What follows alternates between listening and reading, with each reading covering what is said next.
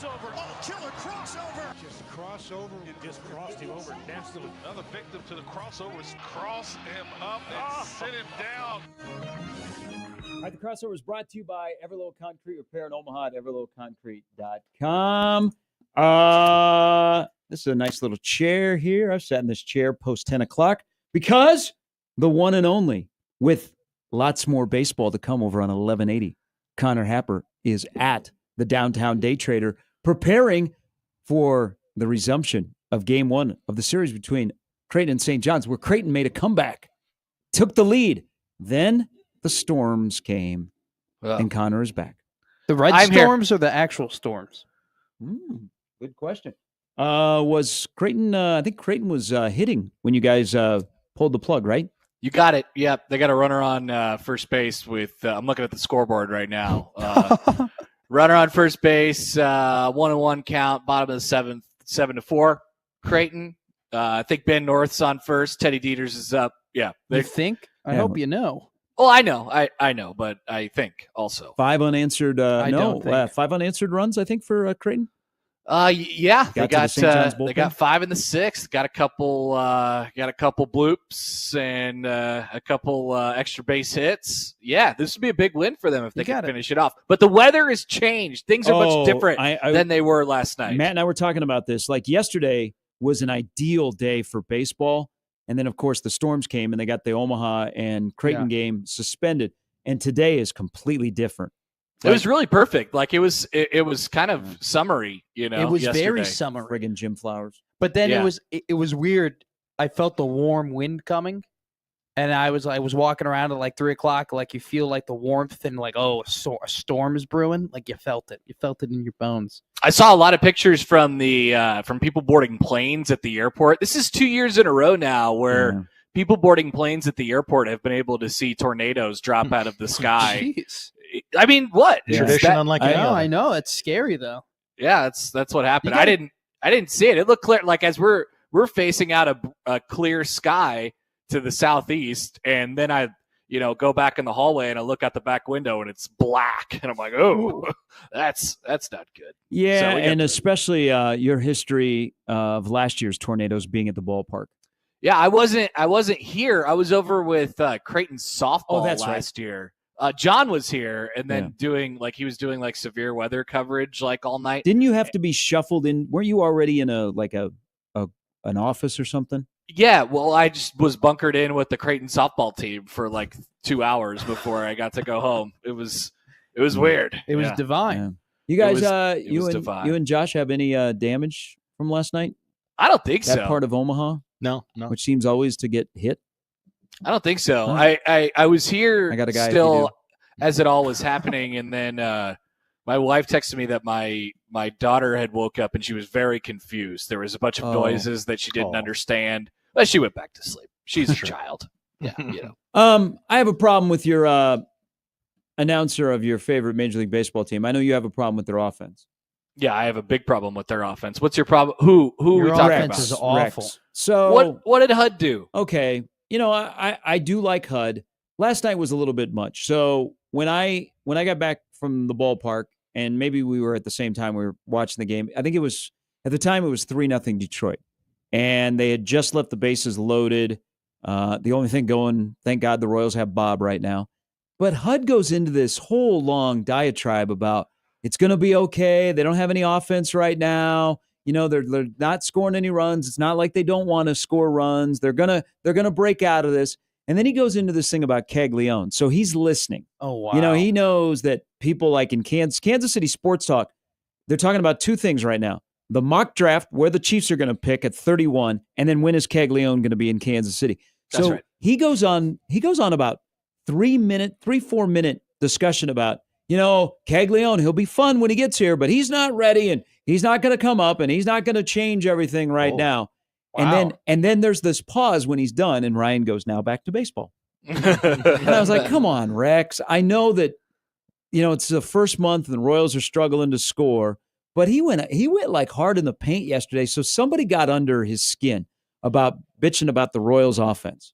Yeah, that's not particularly surprising. I never understand when announcers in general feel the need to talk about prospects in AAA or in AA or single A or anything like that. Like I've always believed they're doing their own thing. You know what I'm saying? Like that is separate from what's going on in the major league team. You're announcing the major league game. Let's focus on the major leaguers playing, because you got what you got right now. You have what you have.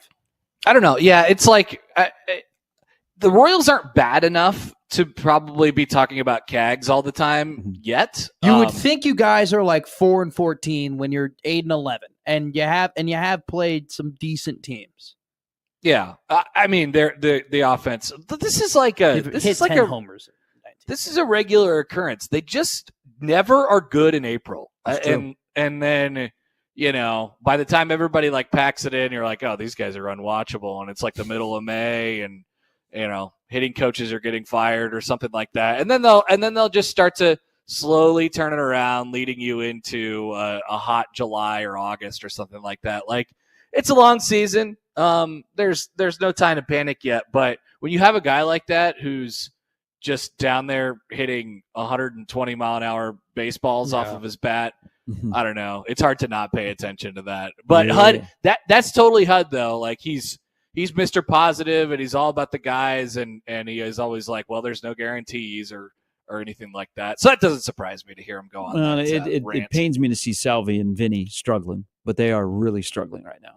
Yeah, Vinny especially. All right, I have because it's Easter weekend, and I know that everybody has Easter plans. I got a poll question for you, Josh. Oh, okay. So Matt's number one candy is the cream-filled the Cadbury cream egg. Okay. Nope. Some people might have. That was so emphatic by you. It's just ridiculous how you can't even let me have a moment. But he didn't like cream though. Why don't you? Oh, yeah, I forgot. But it's not in a donut. Well, same principle. No, it ain't. Point very stands. different. One's in a pastry. One's in a chocolate. Those are very different. It's possibly even worse that it's in a chocolate. Actually, it is definitively. Oh yeah, worse he doesn't that like it's in a chocolate. Yeah, I don't really care about chocolate that much. Jeez. Honestly, I just came up with a great idea for an incredible donut. A donut that is filled with Cadbury cream eggs. If you can stuff like 3 Cadbury cream eggs into a donut. How big would the donut be? It'd be maybe 2. You just put 2 Cadbury cream eggs in a donut, and you get one on the left and one on the right. And then every time you bite in, it doesn't even have to be a glazed donut. It could be a plain donut. And you go and you bite in, you get the pastry, you get the chocolate, and you get the cream. A lot of recipes online on how to make that at home. Really? Mm-hmm. There you go. I'm a genius. I do like the Josh, you know this, what do they call those? The Linder Peeps. truffles. Yeah. No, I do not like the Peeps. The Linder truffles, which have it's kind of cream, like it's a hollowed out like chocolate ball basically, and it's got the juice on the inside, whatever that is. Like those are good depending on which one it's not juice. It's a different form. Like it's it's layers. Like they layer. It's like a filling, and then you have different layers of a truffle. The truffle is in itself is like 48 different thin layers of chocolate. My man likes the stracciatella. Yes. It's respect, the white, by the way. The white little ball with the white filling. Yes. It's an art to make truffles, and so I just want to make sure we're respecting when we talk about truffles. Okay. Sorry about my lack of respect for the truffles. You're very forgiven. I have a horrible distaste for Peeps. That is ridiculous. So I more lean toward the candies, the jelly beans, and have we the Easter egg hunt. You pick up the little Easter egg and you open it up, and there's just like 4 loose jelly beans in there, and you just shoot them. You take it like a shot. That's cool. I'm cool with that. I have this idea because I don't know. Like I think we've all, when we were younger, did Easter egg hunts. I don't know if you ever did an Easter egg hunt where the helicopter hovers over the baseball field and they drop all the eggs out, and then they sound like a horn, like a bullhorn. And then everybody sprints to go get the eggs. That happened at my little league when I was like 7 or 8. I would like to have an adult Easter egg hunt. And they definitely do those. They put like little shooters on the eggs or something like that. I was telling them, it's just chaos by the parents that are out there trying to get eggs. And then you tell them that there is one egg that's got like $1,000 in it. You know that. You got to think that Warhorse Casino does that. They just Warhorse Casino. They just put a bunch of eggs on the track that no one runs on, and then they go ahead and there's a bunch of free play in all the eggs. Like that's okay. Yeah, it sounds like it's right up your alley, Mr. Free Play. You get free play from 5. This sounds like something they're actually doing. Yeah, it actually that you've does. seen when you were out there yesterday, and the day before, and the day before that, and the day before that. I wasn't there. And you took that one day off, but then the day before that, you were wasn't there yesterday. I was there 2 days ago. Okay. Is this something they're doing? Because this sounds like no. But I'm hoping that somebody over there is listening to the station. Maybe take it over to their marketing department. I think it would be genius if you had a bunch of degenerates just running onto the field trying to grab free slot play. Yeah, but that's the problem. They're a bunch of gamblers. That's the problem with people with things like that. There's always the sweats, There's always the sweats. People will be trying hard to get their they'll be putting odds on which egg has the $1,000. You think there will be a separate book? Gambling on the eggs? Of course. And who gets the least amount of eggs or who gets the most eggs and stuff like that. I do great. I never participated in the big organized Easter egg hunts. We always had one at the farm with me and all the cousins, that was, with everybody that was out there. And then eventually you graduate from being in the Easter egg hunt to hiding the Easter eggs for the other little children and stuff like that. I never graduated. Really? No. You still look for the eggs? Until I was 17. Wow. Get out of the way, little cousin. I think I graduated to hiding the eggs at age 13. I wanted to get out of there as soon as I wanted to drive a car. I wanted to ride the 4-wheeler, and I wanted to hide the Easter eggs. That's what I wanted to do. Look, you can't take the game out of me. I was born with the game in me. Wow. All right, so the poll question. And the proper way. The proper way to eat a chocolate bunny on Easter. Feet first or head first? Trash can. Third option. You ever think about that? Trash can? Some people enjoy it and they look forward to it. And it's the only day of the year that they eat a chocolate bunny because they have an Easter basket that is left for them. And it's an easy buy as the chocolate bunny. Feet or head? Proper way to eat a chocolate bunny. Poll question is up at Happer Show. Proper way to eat a chocolate bunny. Head first, legs first, trash can. Good. I'll vote what about trash the can. ears? The head. That's one of the options. So I don't eat the head. I eat the right ear first. Oh wow. Just very specific. I think you got to bite the whole head off. I'm right-handed, so when it comes to my mouth, it's just the right ear just happens to be there. I think you bite the entire head off. That's a big bite. Savage. How big are we talking here? How big of a bunny are we dealing with? I don't know. I was blessed. I was blessed to get big bunnies growing up. Good job by you. Good job by your parents. They didn't. Yeah, I know. They did not skimp. I didn't do anything about it. Very, very bougie. Instead of the little small bunny, they go big bunny. Bougie. You see what I drive, Gary Sharp? You see what I drive? Fucking bougie. Yeah, we see. We see the only guy in the building that has valet parking in the morning. I'm a big deal, man. Nice. I'm a big deal.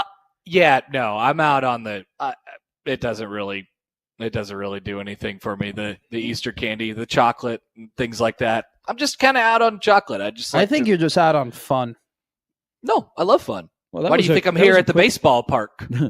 That was a quick pivot there. I love fun. Hey, I got a question for you. How much fun would this be? So I'm currently looking across the street to the CHI Health Center. And you know how the Grand Hall is just a giant panel of windows. So you always wonder, how are they going to clean those windows? Who has to go up there and clean those windows? I'm watching the cherry pickers are extended right now, and there's a guy at the very top who's cleaning the windows. How much money would they have to pay you to get into the cherry? On a day like this, it's windy and cold, and that guy's up there cleaning the windows right now. It would have to be some serious. I wouldn't do it honestly if you paid me probably like an exorbitant amount. But they are harnessed in, right? Yeah, I think so. So you're just kind of bouncing in the harness while you're squeeging the CHI. Well, the answer to this question for me is going to end up being free because I've agreed to do an event in the future in which I'm going to have to rappel down a 20-story building. What? For charity. I'm doing a certain. I don't know if I could. I haven't talked to people enough to know if I can say what the event is or promote the event. Or Well, there's not a anything lot like of those that. in this town. There's pretty But- much only one. Yeah, so I am. There's about to be 3, Josh. You watch it. Oh, yeah. I am going to be. I'm going to be doing We that. have so So many I think the towers. answer for me is free. Okay. What building? Because they said 20 stories. Highline. is Like what the they said. apartments? Yeah, Wait, so I thought you were scared of heights. I am. Why did you agree to this? Because I didn't really know what I was fully getting into, but Okay. I've still agreed with it, and I can't back out now. He loved didn't that tell they you, wanted like- him, but he didn't bother to ask what they wanted him to do. Bingo! Nailed it. They didn't tell you like the headline of the ask. Is it like you're going to repel from the building? I didn't really put like repel. Okay, so they just said repel, but they didn't say like how big the building was or anything like that. And so I didn't think that it was that big or it was that like it was that high up. And don't get me wrong, I'm very happy to do the event. I'm going to do the event. You have to get over your fears. You only live once. It's for a great cause. But I'm going to be doing How it. great is the cause? Enough for me not to. It's a good cause. It's a good It's a cause. good cause. It's a good Okay. cause. All right. It better be a good cause. So I'm You have gonna to raise money. Like, do you have to get people that sponsor you? No, I don't. Okay, I do not. No. but it's a good cause. Very, Yes. very. It's a well-known cause in this town. And so I'm going to be doing it, and look, I'm nervous about it. I've been thinking about it. You a lot. should be. I'm You're very- repelling off of a 20-story But I'm- building. I'm But they have you. They have you. They like, have me latched locked in, You and got. they You're probably have- gonna wear a and- helmet. And they have a professional, and so Like, I'm will not. you be doing a tandem rappelling? Like, will you have somebody that is like right on top of you, like when you're skydiving I don't for know the if- first time? I don't know if it's a tandem, but I'm pretty positive I'll be working with somebody, and they will be guiding me through this process. I'm very nervous about it. I am, but I'm going to do it because it's for a good cause. But his question, how much would you be paid to do it? For me, I'm getting paid nothing, and that's Apparently totally fine. nothing. Okay. Not apparently, I'm not getting paid anything, but I don't need to because it's for a good cause. Well, in this case, for the people who are cleaning the windows, it is for the cause of cleaning the windows. Yeah, you'd have to give me a lot of money to do that. Okay. Like How many times a year do you think they do that there and like at the FNBO building? That's a great question because I don't know. Like, I've never seen this actually in action before. Yeah. And like, I mean, speaking of storms, I always think like when the storms roll in, that's a lot of windows, you know?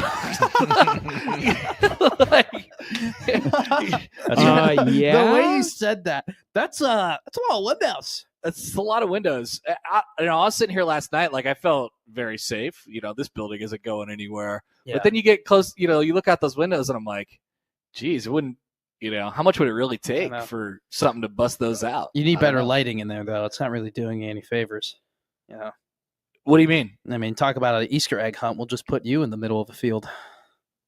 What are you talking about? I mean, your head looks particularly big today. Do you want me to zoom out? I was waiting for laughs there. I was making fun of you. I thought those were better jokes than what was anticipated. I have but- an excellent. You want to know why I look so good today? Thank you for noticing, Matt. Because I brought a nice camera and I'm faced to the natural light. Don't I look amazing on this on 1620 The Zone TV and on ZoneTV.live? Other than you keep cutting in and out, yes, you look phenomenal. Oh, that doesn't have anything to do with the camera. That's just the tie line. What if we had a studio with natural light and good cameras? What if we did? Ooh. What if we did? Interesting. It would look a lot like this. If only there was Yeah. another room open in this building. Wow. Hello, Josh. Hey, Josh, Happy how are Easter. you, man? How we doing? He drew me Hey, out. Good to hear from you.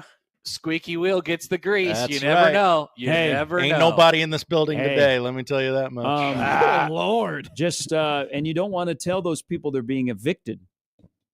Yeah. I don't know what the reaction is going to. Oh, I know what the reaction is because yesterday I went in there with a measuring thing.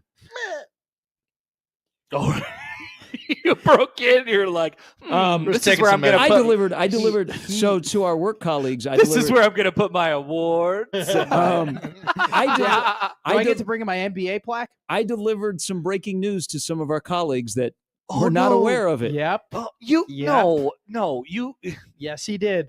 jokingly, Who isn't aware of it? How vapid. They are not. They were not. Jokingly, I stopped in because I like both of them. I think they are extremely talented what they do on air, and I listen to their radio station. Lucky to have them. So I went in there and joked, and I said, "Ooh, they're going to have to fix that air conditioning before we get in here." And they were like, "What?" And then I knew I was in trouble. I was like, oops. I was like, it just seems kind of cold in here, right? And one of the co-hosts was like, "What do you mean?" And I'm like, "Nothing." And it's amazing that 1620 the overthrow is finally happening. I cannot wait. And it's amazing that you called your shot. You told them about it before it even happened. Amazing. And it's definitely happened. So I guess I created a little panic. Because I did not have the follow-up of, well, this is where you guys are going.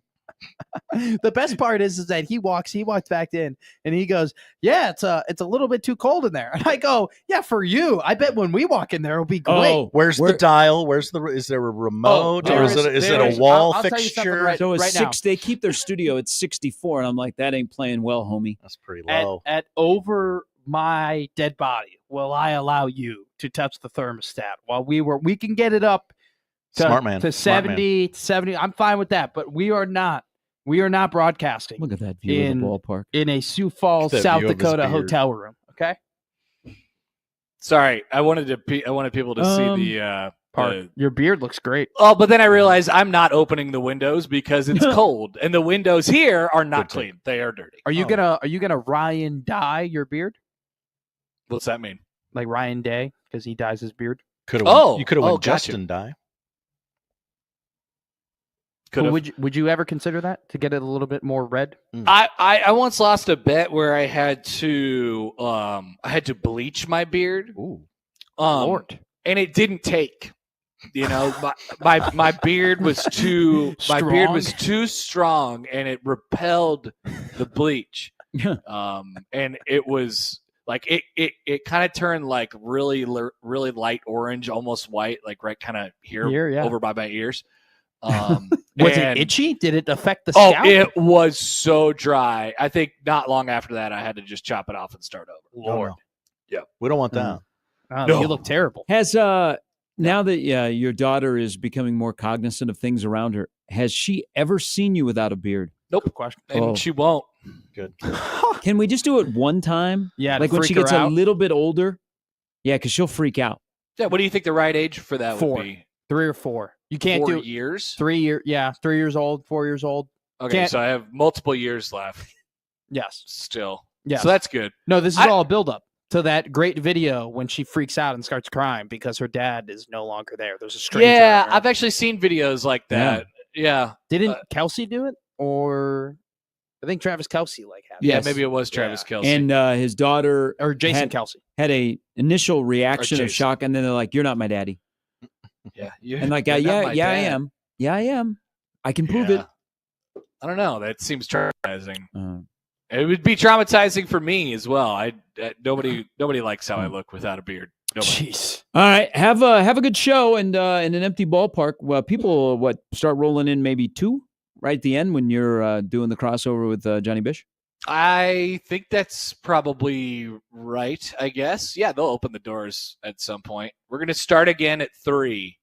And then the good part is that we'll just start the next game right after that instead of starting it at 6. So I'll be home a little early tonight. Oh, they're not waiting until 6? No. There's no big promotion that they've got to wait for? No. Okay. All the people to roll in? They're going to go 45 minutes after the conclusion of game 1. So theoretically, I mean, we could be getting out of here a little bit early tonight, but the weather is pretty miserable right now. Where's the sun? That's good. Hey, do we have and we can do this on, well, he'll be running. Do we have a pool going on what the time and place will be for Josh at the Boston Marathon? Oh, because he wants to break 3 minutes? He said 3 hours. 3 hours. 3 hours. He's always chasing 3 hours. He would be the Flash if he ran a marathon. That'd be amazing. I would say he'd be on PEDs. If you've been following along with Josh's journey, he's not trained to his liking this time around because of he has an injury. Hit a hammy. He's been limping. So I don't know. I think he probably just wants to get through it and feel okay afterwards. I asked him, is there a way that he can, are we going to see him on TV? Because I go, I'll watch, I'll even record it if there's a chance that we might see you. Yeah. I mean, what do the winners usually do? Under 2? Yeah. Jeez. Yeah. Oh, it's hello. insane. That's crazy. That's I don't okay. think he's going to be hanging out with the Kenyans. Josh Hodgson. Yeah. There's a running movie, a real famous running movie about guys who are running marathons. Chariots of Fire?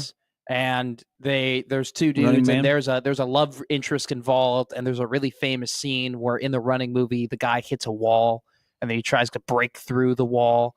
It's like a visually Sounds like a motivating metaphor. scene. Yeah, exactly. You got to break through the wall. Do you remember that? Does that ring a bell? Running Tron? movie. Running movie. Yeah. Google it. There you go. The best Never. running movies of I all thought- time I from thought- Runner's World. I thought maybe he would know it right away. We're at this point. We're done. We're done. The We don't need loneliness to. of the long-distance runner. We don't need The to get Jericho into it. Mile. I was hoping that you would Chariots know of it Fire. right away. The Running Man. Forrest It's Gump. got to be that. Oh, yeah, it's that. Forrest Gump? Forrest Gump was a running movie. I was running. He didn't run through the wall. I don't know. That's Ginny, that's Ginny right. is He did one not of run the through biggest wall. villains in movie history. Great take. Don't at me. Cool Runnings. Good one. Mm. Not about running, though. Jenny. It's about bobsledding. Jamaican bobsledders. Jamaican bobsledding. I That's mean, not exactly just right. any bobsledders. Josh Hodgson, you having a WrestleMania party? Well, the Easter holiday is sort of really impeded on that terrible decision by whoever made that. There will be a gathering on Saturday. You mean a terrible decision on who made Easter, or No, oh, no, I'm gonna blame WWE for that one and not Go ahead. Jesus. do you think Jesus would be a professional wrestling fan? Absolutely. Yeah. Oh. Poll Why do you question. guys Is say Jesus that? to blame for WrestleMania being on Easter Sunday? Whoa. Why do you guys think that Jesus would be a wrestling fan? I mean, David and Goliath in Good itself versus was like evil? WrestleMania Yeah, Zero, good versus right? evil. There are some heels in the Bible. Parables. There's a couple of them. There's a couple faces in the Bible. I don't know. That They keep a seems lot pretty- of kayfabe in the Bible, too. The most famous heel turn of all time is Judas. That was a big heel turn. Yeah. A lot of Yeah. managers. There's a lot of managers in the Bible. So you're saying that wrestling mimics the path of Jesus? Never said that. Don't put it on the internet that I said that. Nope. Never All right. came out of our mouths. They Just did making try sure. to crucify Stephanie McMahon that one time.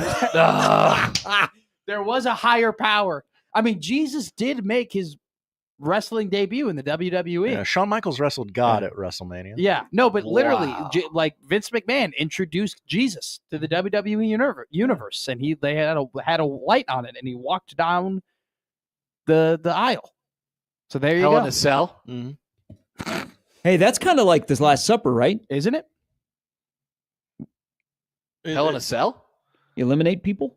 No, that's the Elimination Chamber. Elimination Chamber. Now, That's Hell in a different. Cell is that they just put a big steel cage, and they have Triple H, just throw a bunch of dudes into the wall, and then he ends up bleeding at some point. I miss Big John Studd and people like that. Oh. I Okay. miss Dolph Ziggler.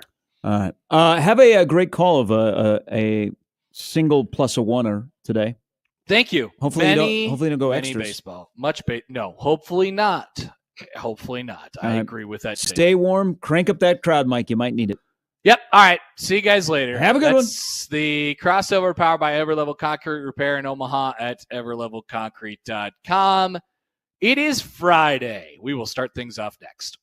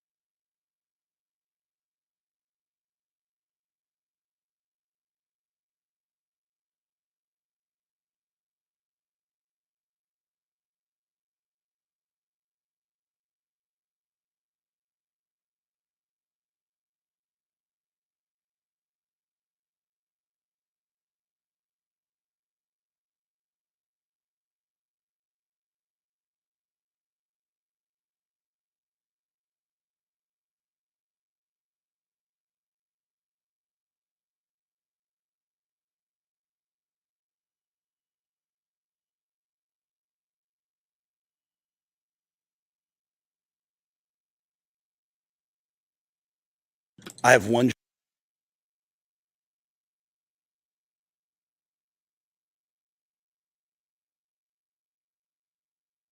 Just one thing.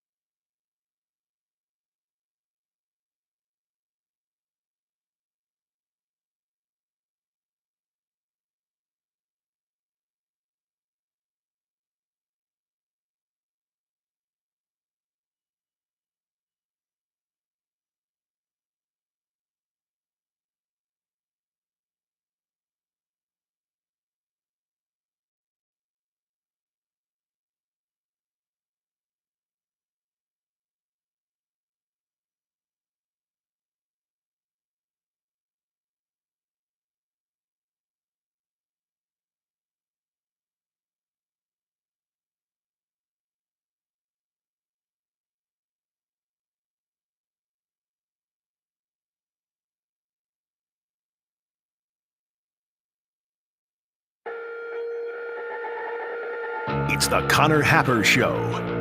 Are we sure we want to do this?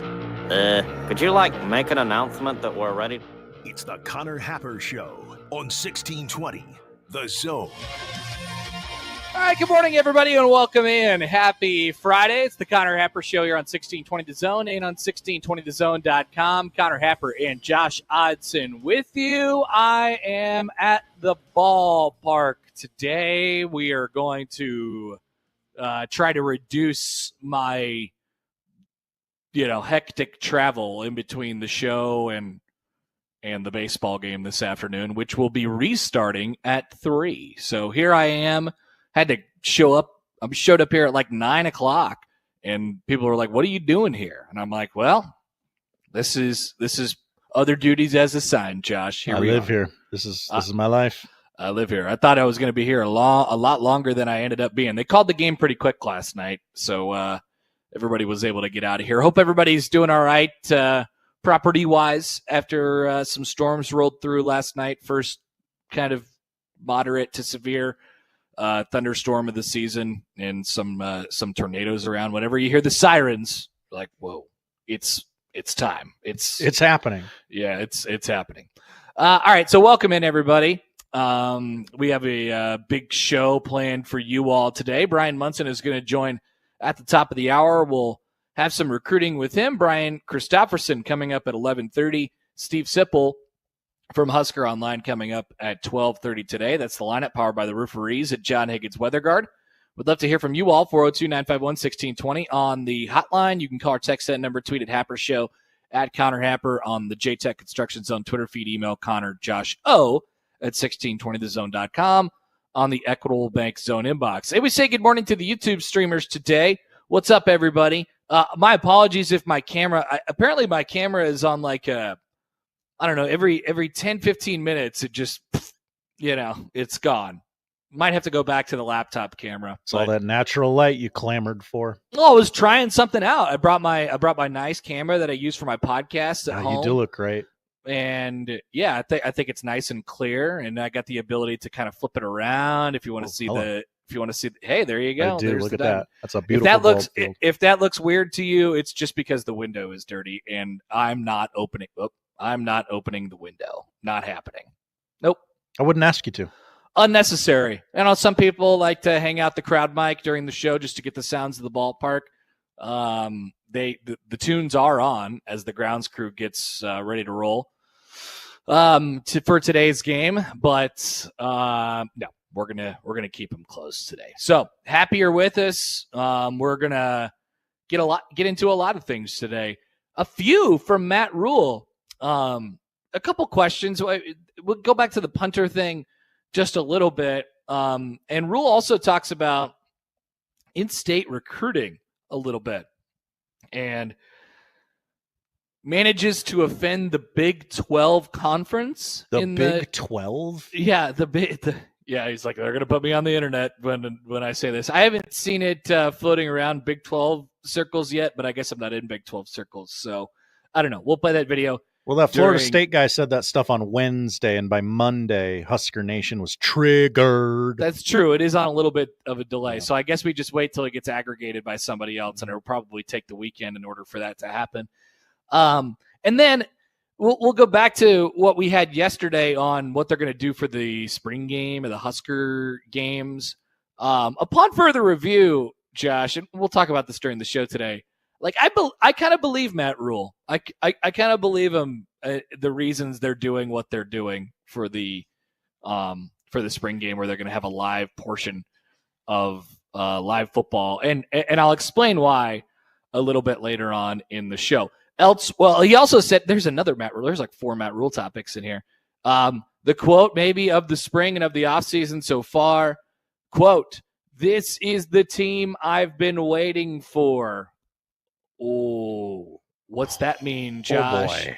What's that mean? We'll give it some context as we go on throughout the show today. Aaron Rodgers, what are you doing?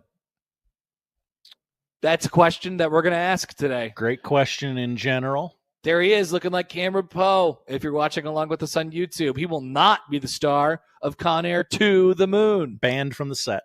No, not. We're going to put signs at the door. Aaron Rodgers, not allowed. I know you want to be here, Aaron, but you're not allowed. You're not. We'll talk some baseball. Nebraska might be they're extremely close to you gotta sweep territory. We've been here before, Josh. We have. And Creighton baseball is actually currently in the middle of trying to get a nice series opening win against undefeated in the Big East St. John's. At the moment, we're in the bottom of the 7th, and Creighton has a 7-4 lead, but there won't be baseball for another 4 hours. Considering how that game started, great place to be for Creighton. It is indeed. Coach Prime responds to the jersey retirement thing.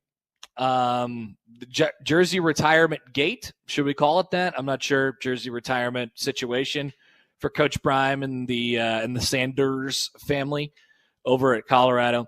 And I saw this morning, so I want people to be thinking about this before we get to the topic a little bit later on in the show.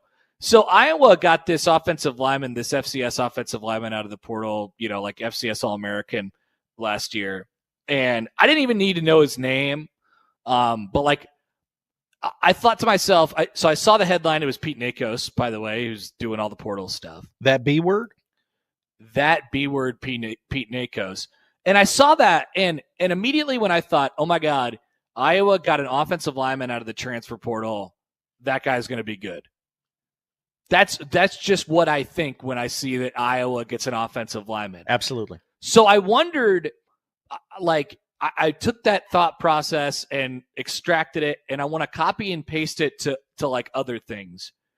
Does Nebraska or do any of our local teams have a situation like that where they get a player, whether it be in the traditional recruiting sense or out of the transfer portal, who you get and they say, well, they did it again. Okay. Without knowing anything about the player. I know nothing about the offensive lineman that Iowa got.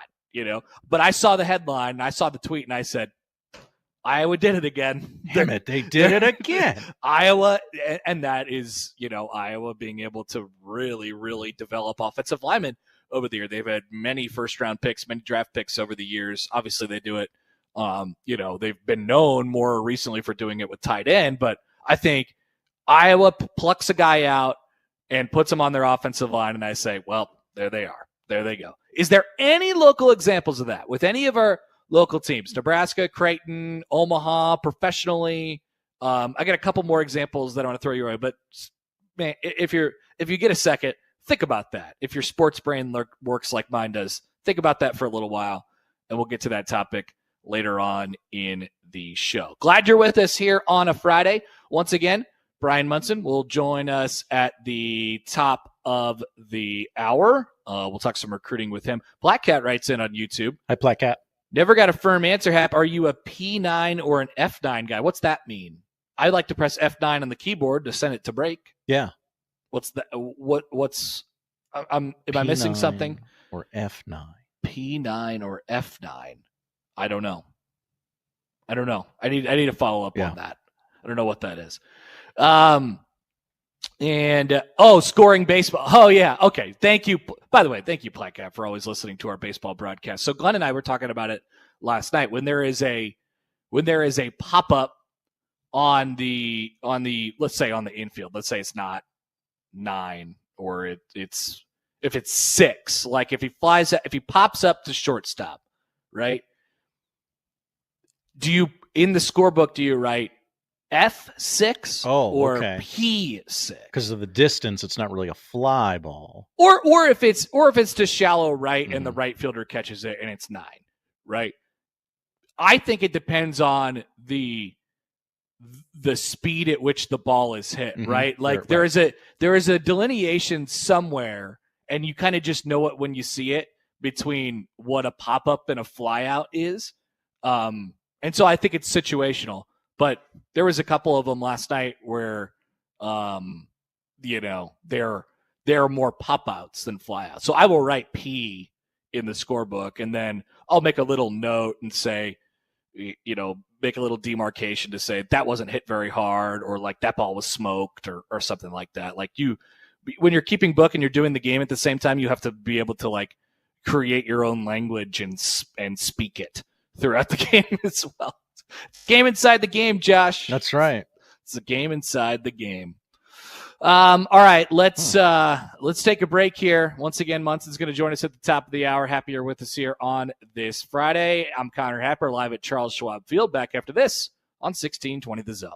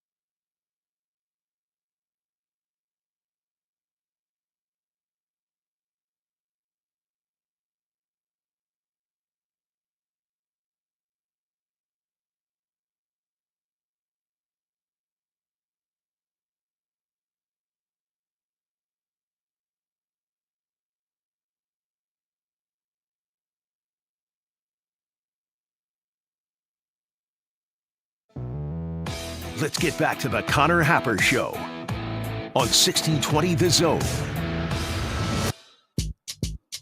Welcome back. Connor Happer, Josh Hodson with you here on this Friday. Josh back in studio. I'm here at the Chuck. Maybe later on in the show, just to keep it fresh, I'll move down to the big booth. Whoa. Because I'll be doing the games today, or the game plus, from the big booth down the hall. But I figured I don't need that space. People might be coming in and out, and there's a camera well right next door. So I don't know. I don't need this big of a space. I'll just hunker down in my little corner. How for considerate now. of you.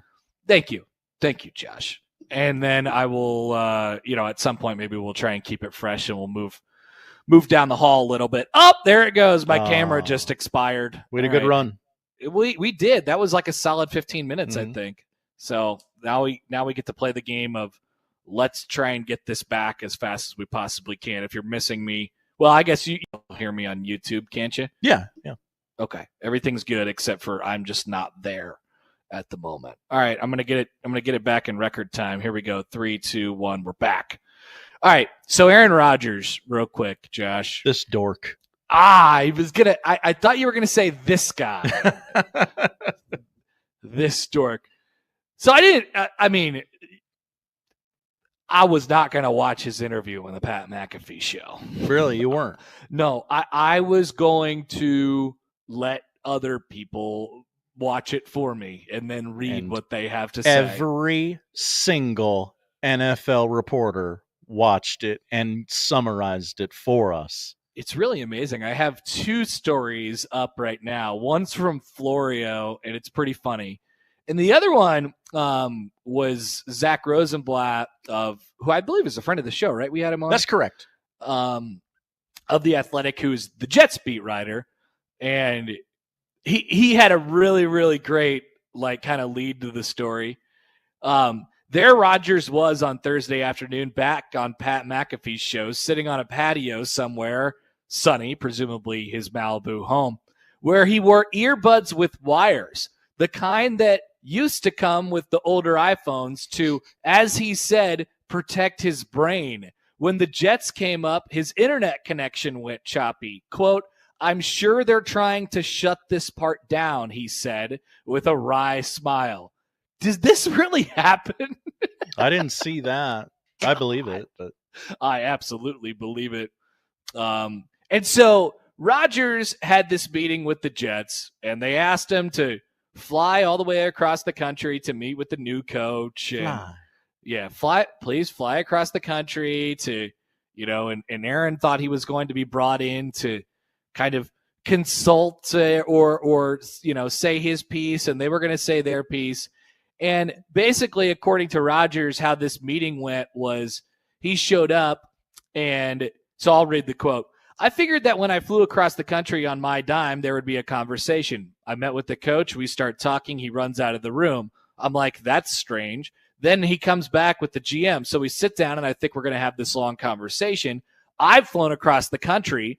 He keeps reiterating that he's flown across the country. And 20 seconds in, I'm talking to the GM, and Aaron Glenn, the head coach, leans to the edge of his seat and says, "You're sure you want to play football?" And I said, "Yeah, I'm interested." And he said, "We're going to go in another direction at quarterback."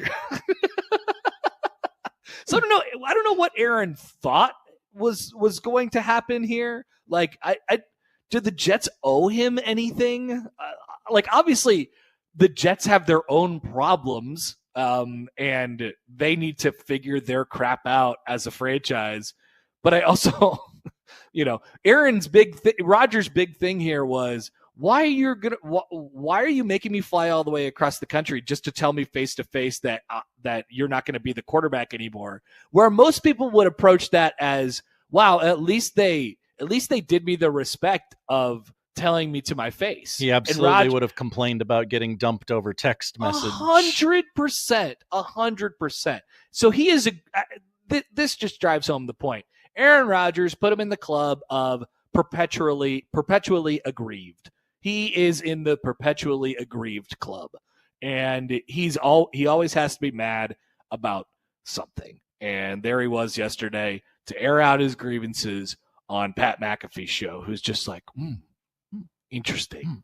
This is very. Wait, your connection went out while you were talking about the Jets. It's very interesting. It's very interesting. And then I was reading Florio's story. Florio wrote. It's basically like blogs.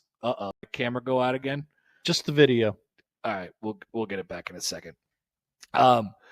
We might have to deal without my face for the rest of this segment here. Oh no. But Florio basically just writes blogs for Pro Football Talk, and it's just like kind of really sporadic. Like here's what's on the top of my mind type of things. I got back quickly, but if we're on like a 4-minute time limit on this thing, it's going to be a problem. Yeah. I'll go back to my face camera here in a little bit. So he wrote, he took issue with the reporting about his divorce from the Jets. He said that while he was meeting with Aaron Glenn ran out of the room to get GM Darren Mogi. He said that after asking Aaron whether he wants to play football, he was told they're going in a different direction. Mogi then asked how he wanted the messaging to be handled. Rodgers said, quote, "I don't give a bleep about the messaging," in his like high-pitched, weird country voice. He assumed the meeting, which he said lacked an ample amount of respect, would last a couple hours. It lasted, according to Rodgers, 15 minutes, and he referred to the situation in New York as a, quote, debacle. Quote, "There's obviously things that need to get fixed over here. One thing that needs to get fixed, according to Florio, is Rodgers' internet service. It keeps sporadically crapping out. We'll keep watching and listening for more worth posting." Thank you, Florio. I am so sick of this guy. Yeah. I am not Florio, kind of Florio, but like I am so sick of this guy.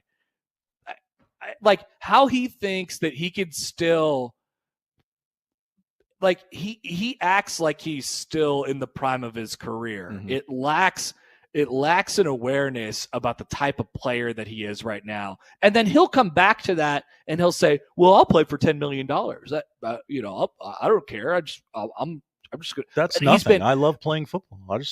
But he's been non-committal about the thing the entire time. Every franchise that he meets with is like, "Yeah, I really can't read this guy. I don't know where his head's at right now." Why would anybody invest in him given what he's put out on the field over the last couple of years?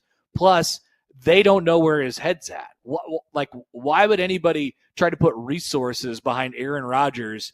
Because you're getting him for 1, maybe 2 years max. And like the goal is, like, I think he thinks he's Tom Brady. I think definitely. he thinks he should be getting the Tom Brady treatment where they rolled out the red carpet and they put championship pieces around him in Tampa. But he's not, and that's not what's happening. And like he can't get that through his head. He's slow playing it because he's an attention whore. And then when everybody says, "Hey, are you going to make a decision? Like we there's a draft coming up on Thursday. We would kind of like to know if we have Aaron Rodgers or not before we kind of make our big board. Would you like to make a decision? Would you like to play football?" And then he'll go, "Well, why is everyone so obsessed with me? Oh my gosh, I can't believe you guys." And yeah, he's like, everybody says I always want attention. I'm just doing. I'll play for $10 million. He's like, my family's going through some things. Like, you need to give me space. By the way, I chose to come on Pat McAfee's show and talk about this. You don't need space if you're coming on Pat McAfee's show. Like you clearly want the attention, and you called him all perpetually aggrieved, but not in the way that like Michael Jordan was, where he made an enemy out of every little thing. Like, "Oh, you hit on a 17 at the casino and I hate you now." Like not that way where Michael Jordan made enemies out of everybody. It just like in a whiny way. Like he's a whiner. Yeah. He's always mad about something, whether it's the weight, like how. Why would the Jets not say, "Hey, how do you want this news to come out?" He is a guy who's always cared about the angles in which he's covered. He always talks about that. The media, out of respect for you, we will give you the option of how do you want to play this. Yeah. So you can't read him at any given moment. You don't know where his head's at, and he's not that good of a football player. I'm done. That's the big one. If I'm any team right now, I'm just like, yeah, man, we can find better options. We really can. I'm sorry. I can't decide if the Steelers would be the best place for him or the worst place for him. Like, it's such a from the outside. Like, I'm not a fan. I don't like super follow the team, but I am aware that they're a very well structured organization, and I can't tell if that's what he needs or if it would like just cause him to implode upon himself. He might blow up the Steelers. Yeah. Yeah, like Aaron Rodgers can melt steel beams. Wow, what an interesting kind of comparison given Mr. Rodgers takes before. Mm-hmm. All right, so I'm done with him. We're not talking about Aaron anymore. That guy sucks. We'll be back. 11 o'clock hour is coming up. Bryan Munson is on the other side here on the Connor Happer Show on 1620 The Zone.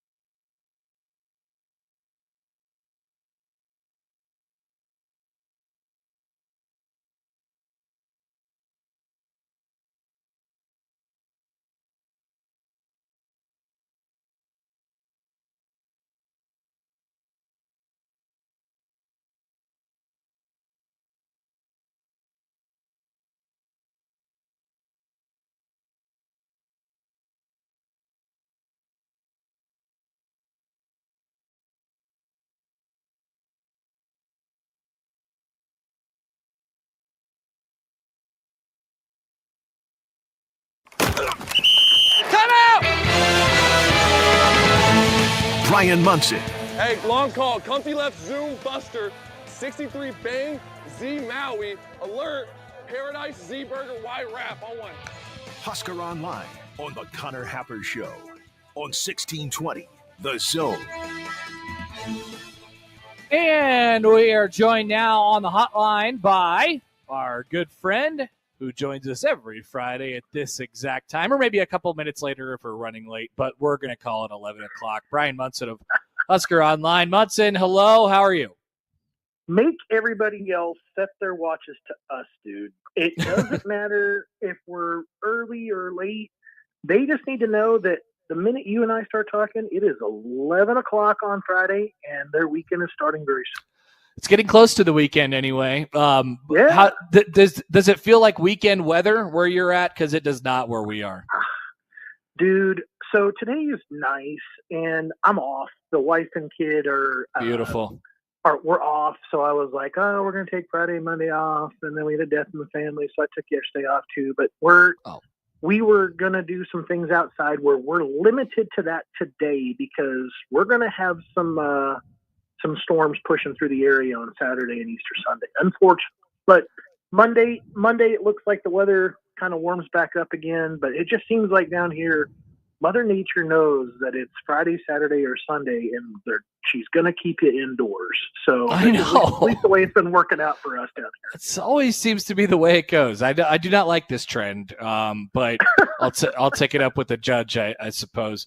Munson, so you got a bunch of great updates in the Tunnel Talk today, and I want to get into a couple of those. But bigger picture first, this is something that we've talked really a lot about, kind of danced around over the last couple weeks, and with the roster crunch and all those things that are going on right now. Matt Rhule talked yesterday about, he was asked about in-state recruiting and the difficulty of sort of balancing having there's more recruitable athletes, it seems like, in Nebraska now, but there's less roster spots than ever. And he said his response was, hey, look, my singular job is to win games. That's who I serve. That is the thing that I serve, which was an interesting way to kind of approach it. He didn't really couch it or anything. Basically, he said, hey, look, man, we can't take everybody, and we have evaluations on everybody, and some of our evaluations say that they're not good enough to play in the Big Ten. I mean, I'm paraphrasing, but that's kind of where he went yesterday. What's your thought on that, and just that statement and how it sort of resonated with you as it pertains to local recruiting?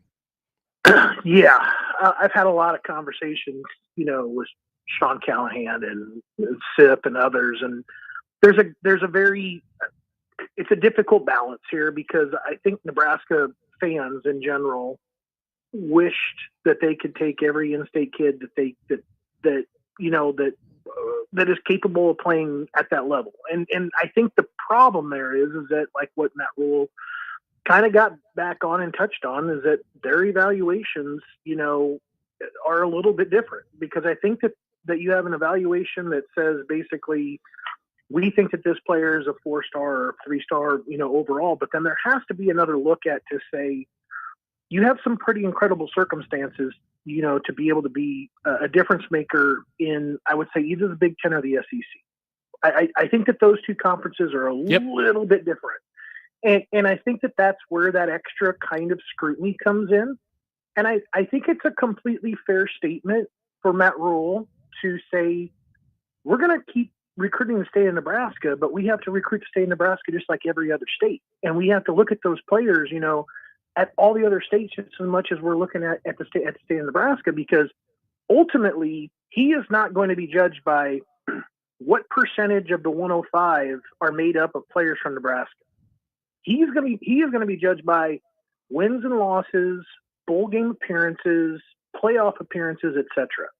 And there really isn't any other, kind of tangible, data that kind of goes into that can continue to justify your job outside of that. It is a wins and loss kind of, performance agreement essentially with the university. This is what you're going to go ahead and do. And I know, like I said it before, I think it was in 3 and Out this week. Maybe it was last week. And it's going to get tougher. It's going to get tougher to do. And I think some people are kind of feeling and seeing that crunch on the in-state kids, this year. I mean, 3 offers, out to players from the state. Now you're really only in consideration for 2. Look at all the guys, just at Millard South alone that are going to go play D1 ball. And it would be a very different scenario, I think, honestly, if you were still talking about some sort of a NIL-backed walk-on kind of situation scenario to where you could get into the 85 eventually. It would have given obviously some more freedom, but now you got a GM in Nebraska managing the roster spots and the money, and you've got a coach that's really feeling the impacts of the 105 coming down on him hard. Yeah, I get the sense, Munson, I don't know what you think about this, that not that he likes it, because he definitely doesn't like that, he's got to he was clear about not liking the fact that they got to move some guys off their roster when they get to the fall. But I guess that he kind of likes the clarity that it's brought on, as we've talked about over the last couple weeks. And now, like, when he doesn't recruit in-state guys, which he's only going to be able to recruit a couple, maximum every year. When he doesn't recruit those guys or offer them scholarships, there is kind of an excuse. Like there is a built-in excuse in there, as weird as it is to say, but people still get really fired up around here when when guys aren't recruited, and then especially when they go off to other schools and have success. So that's and I tell you what, I get it, and that's certainly a mentality that a lot of people around Nebraska do have. But I think that the bigger picture is this: if you understood the competitiveness that kind of went into where Matt Rhule is coming from and trying, job preservation and, leading it to a successful program, I think the other side that you mentioned is that there are other opportunities. There are a lot of other schools recruiting the state of Nebraska now that we never saw before. Give it up for COVID in 2020 and whatever, when, coaches started actually sticking their noses into Huddle and finding guys like Hausman, in Columbus, Nebraska. Like, when was the last time the Michigan Wolverines came in and offered a kid from Columbus, Nebraska? Well, I'll tell you, having been from there, lived there, born there, never.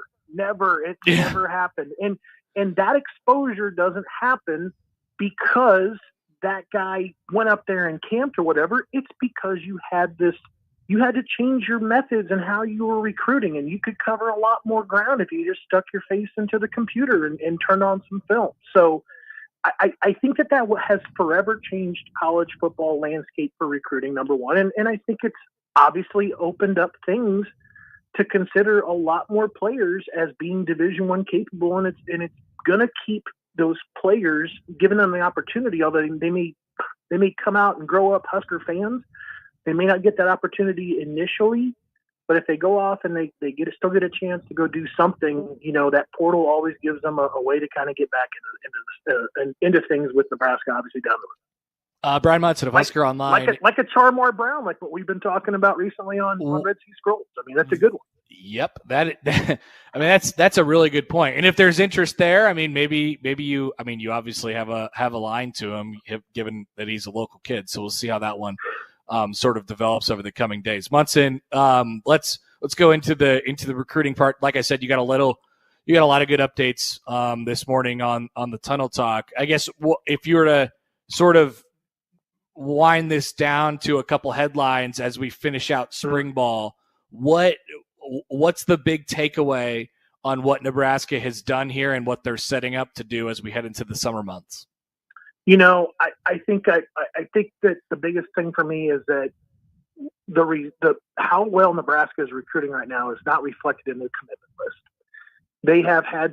They have chosen to reset their board sometime between November and December, and they probably could have 3, 4, 5 guys that I feel like are on different commitment lists, on the 2026 commitment list for Nebraska, and they, I think, ultimately just kind of did this review and said, it's not a Big Ten guy. We got to go find something else. We got to go do something else. Now, Nebraska's reset that. They are in a great position with several guys. I mean, last weekend was a huge weekend, for Nebraska when it comes to recruiting. You had Dayton Raiola in town. You had Alan Scott and Brian Mosley, and you had Luke Sorensen, for example. 3 of those 4 guys are coming back in June on the same weekend for an official visit. I imagine Scott probably will try to get back that weekend as well, that when Raiola is there. So that's the first big point. Then you got like Devin Jackson, who came in February. He finally is, formally decommitted from Florida. He's going to come in Nebraska on June 20th. I thought what some of the another interesting thing that happened this week, Papillion La Vista North long snapper Sam Dolphins got an opportunity to go down to Nebraska for an unofficial visit this week. There's going to be a long snapper that Nebraska is going to have to go get. They grabbed Kevin Gallick out of the portal. He's a one and done guy from New Hampshire. They're going to have to do something else in the 2026 class. Dolphins is one of the best in the country, period. I saw him last fall working out in Texas when my son was up there working out. He is a machine. He's an absolute machine when it comes to that stuff. So I think it's going to be very interesting when you have a guy like that was a top 5 long snapper in the country growing up under your nose. And we obviously know how important special teams and the long snapper was to several games last season. So something to keep an eye on there with Dolphins, because I would say that they're going to take a long snapper in this class. Okay, that's interesting, and it's a really good bridge to this, where we've seen now over the last couple of days, publicly the changes in what Nebraska is doing on special teams. They lost their punter because of it, yeah. and so Mike Eckler is really taking control of what they're going to do in those special teams units. What is there? I mean, outside of going out and getting a rugby punter, which is something that they're going to have to do, is there a tangible impact there in what Eckler is recruiting specifically for the special teams? And Munson, you could pair that along with you think about the roster limits and what you're going to have. I would imagine that Nebraska is probably going to move to this sort of place where you're you are recruiting really hard, specifically some special teams guys like NFL teams do with the back end of their roster. No doubt. I mean, if you look at the long snapper just specifically, you may be bringing a guy in that is going to do that, sole purpose. But then you might also be looking at a couple guys that had to dabble and do it on their high school teams, that you could bring in as an emergency guy because you could get a little bit of a crossover there with him. I think that you're going to need to find that, because I don't see how Nebraska is going to be willing to carry multiple snappers when they're going to have to carry multiple kickers, between the punter and the field goal kicker and the PAT kicker and stuff like that. It just gets to be a little bit too many numbers, I think, into that one room. And I do feel like Eckler, this is probably the first sign, that Eckler is kind of putting his thumbprint on how things are going to happen there in Lincoln when it comes to special teams. And I think the big part here also is that maybe this is the most specific part to the specialist kind of thing. But, I think the part that Eckler is going to really also open some things up is that there's going to be a lot of players the real effort guys, the great tacklers, guys that we're kind of waiting on, because we know that they're a great recruit. They got to figure some things out.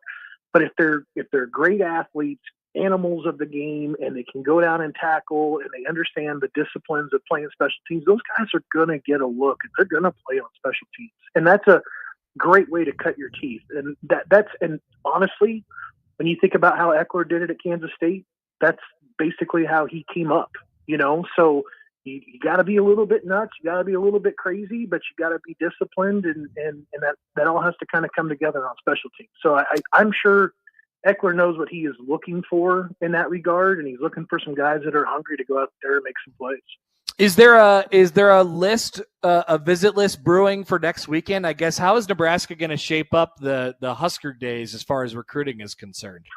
Yeah, that's still kind of coming together. I mean, we know about several 4-star 2027 guys, but as far as 2026s, it's not really kind of led to anything like that. It seems like it's more like a makeup almost for, these other 4-star guys that can't get in there, but prior to this, I mean, there's a couple of really big offensive tackles, Kelsey Adams from Georgia, Cooper Hackett from Oklahoma. You got a really big edge guy from Little Elm, which is kind of north of the Dallas area down here in Zane Rowe. All 4-star guys, very highly touted dudes. Georgia offers, Texas offers, Oklahoma offers. So that's great, but we don't have anything, really in terms of I think Dayton Raiola was coming back in the 26, so that's probably a guy I need to get added to that. But it's going to be a smaller group, and then things are going to start, kind of pulling back a little bit until they can get into their official visits for June. All right, Munson. Appreciate the update as always. Great to hear from you, and we will talk next week. Enjoy your weekend. Have a good holiday weekend, buddy. I'll talk to you soon. That is Bryan Munson from HuskerOnline.com. Sometimes you forget that it's a holiday weekend, Josh. Well, yeah, you absolutely could. I don't know how you could, since you're calling baseball for a Jesuit school, and the said holiday has shifted the entire weekend up a day. I guess you probably don't even know what day it is, do you? Exactly. It's one day at a time. They tell me where to go. Show ballpark. Show ballpark. Speaking of, now this is not in observance of Easter, but Nebraska has just announced that their Sunday game against Northwestern, they were going to play on Sunday, Easter haters, I guess, and they will now play tomorrow. Due to forecasted weather that is supposed to be coming in on Sunday. I don't know. We getting some weather Sunday? Is it? Yeah. Yeah, a little rain in the forecast. Yeah. Are we dealing with cold for like the foreseeable future? Just over the weekend. We're going to be back up in the 70s next week. Look at late next week. Looks wet. I look at next Friday. It says 54 and rain. That is disgusting. Yeah, I don't like this. I don't like it at all. That is gross. And you don't want you know what I'm sick of, Josh, even more than just bad weather? Tell me. Double headers. Oh yeah. You Ed Service handshake meme. Seriously, I'm gonna go down there right now and say, Ed, me and you, man, I'm with you. I'm done with this crap. You've experienced more than I have. They played at like 9:00 in the morning at Seton Hall last weekend. Now they gotta finish this one, and who knows what it's gonna look like tomorrow. Is it too much to ask, really? Like, when people make the case to me, Josh, that the college baseball season needs to be moved back or whatever it is, and I'm like, guys, I mean, come on, is it really that bad? And then you go through it, and the weather is it's cold for the first It's cold for the first 6 weeks of the season at least. So you're on the road for 4 of them, and then it's like really dicey whether you're going to play in the beginning of March. And then when it finally does warm up enough, it's raining. It's raining the entire time. So it like days, these stretch of weekends that we're going to have, it seems like they will make you think, oh my God, maybe we should just start college baseball in April and end it in July or something like that. Thank your lucky stars. You've gotten 32 games in. It's really amazing when you think about it. Yeah. Now, half of them have been during double headers, but I actually have to do that math. How many double headers have they done this year? What is the percentage of their double headers? I am so here's just for the update. Here's what's going on in the ballpark. Field looks great. It's been dragged. It's taken care of. It's fantastic. Yeah. There's also some folks down the line measuring something. I've always wondered in this building when they're gonna, and I've asked, when are they gonna get? Because they currently on the deck, on the facing of the deck, it's just the one scoreboard on the left, down the left field line. Why don't we get some ribbon boards? Let's go. Why don't we get some electronics going on in here? I get it. It's got a little bit of charm to it. It's kind of an old school feel. You hear in Oregon, there's not a whole lot of ads going on, and it's just here. And I think that's part of the charm of this ballpark. People want to say that this ballpark is charmless. It's not. Always say that. Don't say that. It has a little bit of charm, and the charm is there's not too much to look at, right? Is that a charm? Is that a feature, or is that a defect? I don't know. But maybe it's time to get more stuff to look at. More stuff to look at. Thoughts? You want some more stuff to look at? I would take some more stuff to look at. Yeah, sure. And as we mentioned every summer, I'm looking at it right now. There is a big gaping square in left center field that is perfectly fit for a giant scoreboard that is just drop it in. Nothing. It's just nothing. It's just a hole. Now, it is how I see directly through it at the moment to the Baby Bob, which I like to have a direct line to the Baby Bob and check out the activity and see what's going on over there. But I will take a scoreboard. instead. I will trade my direct line to the Baby Bob for a left center field scoreboard. Wow, here at the that is big of you. I know. I am all about sacrifice, Josh. It shows. That's what we do here. All right, plenty still to come. Sipple's going to join us in the noon hour. We'll hear from Matt Rhule plenty from yesterday. But coming up next, Brian Christopherson will join. We'll talk about a couple of those things that Rhule had to say. Maybe we'll catch up on basketball, see what's going on there. BC on the other side on the Connor Happer Show on 1620 The Zone.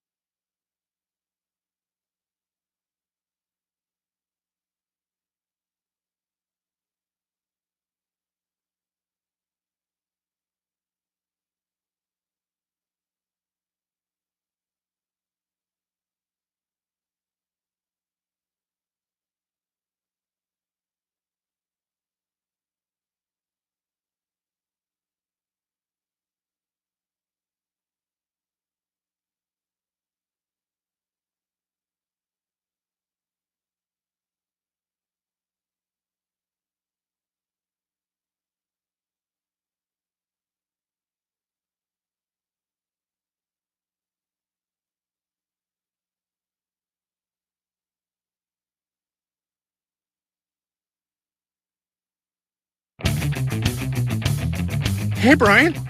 Bryan Christopherson. I gotta take this. It's Hap. B. Rooney drove my Chevy to the levee, but the levee was dry. Bryan Christopherson, Husker 24/7 on the Connor Happer Show on 1620 The Zone. And we are joined now on the hotline by our good friend Bryan Christopherson of Husker 247. BC, hello, happy Friday. How are you? I'm doing excellent. How are you? I'm doing excellent. I'm looking out at a beautiful green ballpark right now, getting ready. Well, I wish it was less cloudy and windy and cold than it is, but all things considered, I'm okay. Nothing like looking at a well-mowed ballpark. Well, actually, a golf course, a beautiful golf course. It might top the list for me, but you're up there right now. There is nothing every year watching the Masters like, just looking at the course and thinking, have you ever thought to yourself while watching the Masters, man, if the courses that I played on were like that well manicured, maybe I'd be halfway decent at golf. Have you ever thought that before? Maybe in passing, and I got over it really quick, and I realized I'd shoot like 117 or worse. But yeah, it would be beautiful to be there. I wonder what hijinks have been pulled at Augusta after dark, though. If people have ever been out there, like someone got out there in rogue fashion and did something a little untoward. I've always kind of pondered that in my head too. There's too much decorum out there, BC. It's all about the decorum. Yeah, that's what I wonder. I wonder if anyone would have the guts to do something like that on Augusta. But yeah, I think I wish I could play that one day to see what I would actually shoot, but I have a feeling it would be way up there, and I would enjoy every second of it. Yeah, it'd be awesome. It'd be the best 150 I'd ever shoot my entire life. BC, so pretty eventful day from Matt Rhule yesterday on a lot of different fronts. I get the sense that he was, maybe a little bit emotional after the Jack McAllister situation sort of unfolded, and then he talked about how they're changing plans a little bit for the Husker Day, where they're going to allow a lot of guys who probably aren't going to be here in the fall to go out and play and put stuff on tape. What did you think of Rhule's sort of demeanor yesterday? And as you pull that apart, I know people are maybe, I guess, a little skeptical or critical of how they're going kind of back and forth on the spring game thing. But I sort of found myself taking him at face value yesterday. What do you think? Yeah, me too. I think he did truly believe, as did a lot of people, that the roster situation, the grandfather clause, or however you want to frame it, was going to be put to use, and so that they would have some relief where you wouldn't have to get it down to 105 right away. But it seems like that's changed, and it's difficult. I think when you feel like a father to these guys at a certain point, and you have players who know they aren't going to be on the 105, or they are going to have to really fight like heck to be on it, and they stuck around. And so I do think, he didn't name everybody, but I bet there's 10 or 12 names that probably come to his head of guys like that who were up at 5 a.m., 6 a.m. doing mat drills and things like that. And you want to give them every opportunity to either put the pads on one last time in the stadium, earn their spot, or put good film out there for them to continue their career elsewhere. So I think there's I think it's genuine, and I think you could tell kind of by his emotion that it was genuine. I always hate to try to read into exactly what he's thinking, but you do think that. I mean, it was noticeable that it meant a lot to him, and I think the change in the 105 rule kind of took a toll on him, that he has to make some cuts. He said that we got to cut people, and I think that really hurts. Yeah, no doubt about it. And then you pair that along with the situation that unfolded with the punter, and as he gave the keys to Mike Eckler to decide on what to do there, they kind of wanted to go in a different direction as far as what his skill set was. And I thought Rhule was really genuine when he said, man, he handled it well. He handled it. McAllister handled it well, handled it better than than I would have. I don't know. I felt like you sort of add all that together and it created that environment for him. I guess, what do you think what is the next step for Nebraska in the special teams game, and specifically at punter? I mean, is it as simple as you go out and find a rugby punter and you kind of go from there? Is it that easy? I would guess, educated guess, that Mike Eckler's got a good plan in place, a list of guys that could come in the summer and sort of check the boxes of what they're looking for. They really excelled at that part at Tennessee with the rugby style punter. And that's what was so great about his resume there. And I've said this on your show before. It wasn't just like, oh, they had this dynamic returner and that was it.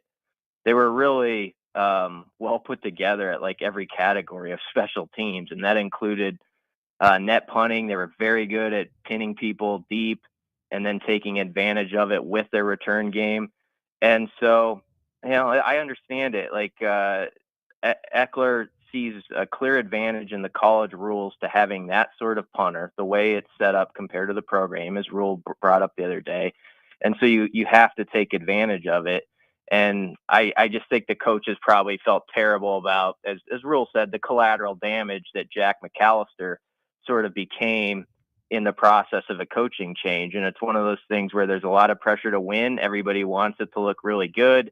Not only because you think a rugby style punter can help you in your coverage, but also maybe with the wind factor and the weather in the Midwest. And so all that stuff, I think was thought about before they made this decision. And it does sound like Jack McAllister handled it like an ace, and it's really appreciated. So hopefully wherever he goes from here, I think he'll have a lot of people rooting for him that are in Nebraska.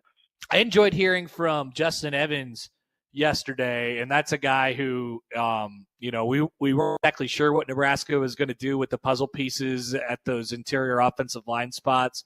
I always felt that it was pretty obvious that Justin Evans was going to slide into that center spot. And then as he comes up yesterday and you sort of look at how he's reshaped his body a little bit, he looks like a lot different of a player than he was even probably a year ago at this point.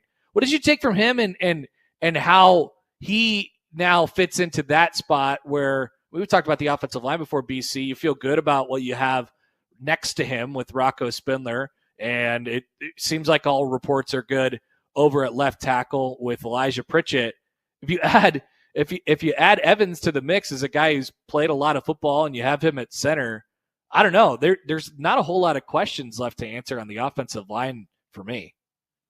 Yeah. Left guard will be interesting what they do with it. Obviously, you could have a veteran like Corcoran go in there. But there's a lot of guys sort of who are vying for that.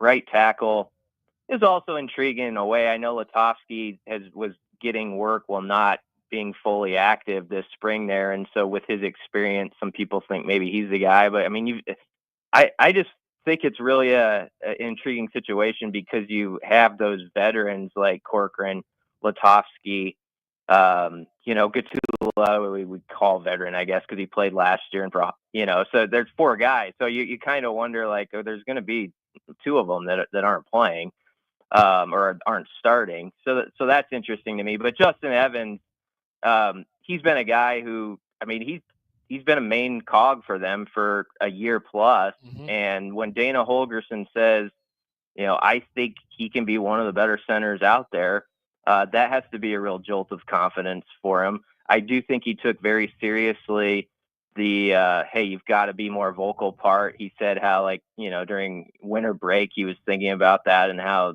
I've got to step it up there. That's part of that job. And I thought yesterday, for a guy who hasn't talked a lot in the past, he was pretty calm and did a nice job up front too. And so that's a step forward in that direction too. I think that, you like your center to sometimes be a spokesperson for the line a little bit. And I thought he did a good job up there. Yeah, no doubt about it. BC is there's a popular former local running back that's sitting in the transfer portal right now. Had a good season at North Dakota State, and Marty Brown, a Creighton prep guy. We've talked about all spring, I feel like the running back spot, and the only thing that we get from that side is, man, they feel really good about what they have. I don't know that you would have heard anything else. How do you square those two things up at the moment, and might Nebraska go after or continue to pursue Marty Brown from North Dakota State?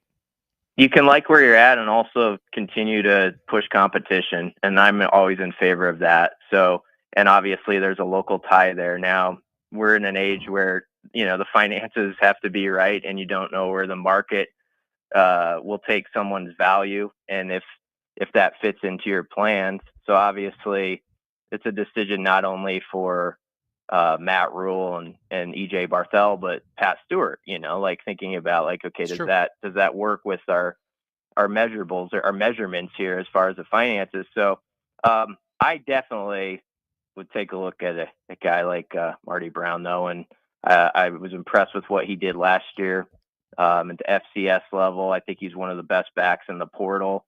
And, I think they are believing in what's developing with Ives and Mekhi Nelson, and Rhule has brought up Ives every time, but if those guys are as good as they hope, they'll meet an extra competitor and they'll step up their game too. So you never know what the ripple effect's going to be if you do add a piece, if it chases someone off. But so you always got to weigh, I guess, the risk and reward. But I do think there's a big upside to Marty Brown where you got to at least take a close look at him. Hey, how out of nowhere to you was the Jacob Bauer talk yesterday, where he has elevated himself all the way into one of the top couple groups on defense? I was happy to hear it. It wasn't completely out of nowhere to me, only because I went to at the bowl practices. I noticed he was out there working with the ones at times, and I was like, man, I know they're down on. There had been some changes within the lineup, going into that game, but it was impressive, where he was at, and they clearly thought a lot of him. And I got the chance to interview him when he was a high school kid who committed, and he was a rugby player. And I was just struck by his determination. He was a really great, national high school rugby player. And he's like, football's the next thing. He was ready for that next chapter and to attack it. Felt like a really good connection with Dvorak, and I always kept him kind of in the back of my mind. And then if you would listen to Dvorak in some of those interviews, last year, Jacob Bauer would be that name that always got slipped in there somewhere. It would be just a sentence, but you're like, okay, keep him in mind. So, he's definitely earned his spot, and it sounds like, he's on the 105. Now it's a question of where he is on the rotation. And, one of the more interesting comments from John Butler was saying, hey, I think we have 3 deep at these 2 linebacker spots, which people can try to figure out who all the names are there. But I think they feel pretty good, actually, about that second level, the whole back 7, how the depth possibilities they have. And Jacob Bauer is one of the reasons why. Okay, BC, we'll let you go. Appreciate you stopping by, as always. Great stuff. And we'll talk to you next week, just a day before whatever happens in the Husker games. All right. Sounds good. Thanks. That is Bryan Christopherson. You can find so many stories and blogs and articles right now up on 24/7, including, so BC, the story that he just mentioned there, talking to Jacob Bauer, who, I think in one of the clips that we're going to play in the noon hour, it's Rhule toss Jacob Bauer in there, but he basically said, that's a guy who I kind of have to treat like a starter. He just keeps playing and playing and playing and playing at this point. So we know that he's not going to be playing in the Husker games next Saturday. But he BC linked to on the message board. He linked to that story that he was just talking about. This was almost 2 years ago when he talked to Jacob Bauer as a and talked about his background in rugby and stuff like that. BC, always on top of things, always got that thing in the back of his head. He's like, I remember when he said that, and then file it away, and all of a sudden now we're talking about a borderline starter 2 years later. So always good stuff from Bryan Christopherson. But coming up next, we have The odd news. That's right, Josh. Get ready. I like your hat, by the way. I know you wear that quite often, but I do like your hat today. Thank you. Arizona Diamondbacks, just a really cool looking snake. America's team. That's right. I forgot. America's team. Back after this with the odd news on 1620 The Zone. Upon further review, the host's last statement was deemed to be somewhat comical. Somewhat. The Connor Happer Show returns in minutes on 1620 The Zone.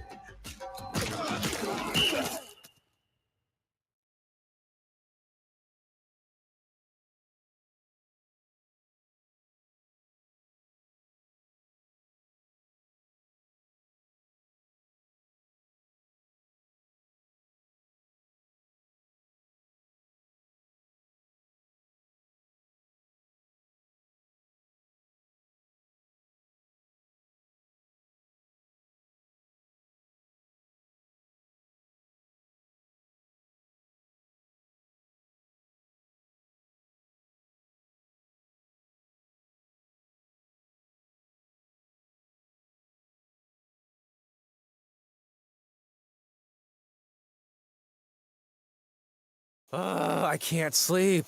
What is it now? It's the company. It's chaos. What's chaos now?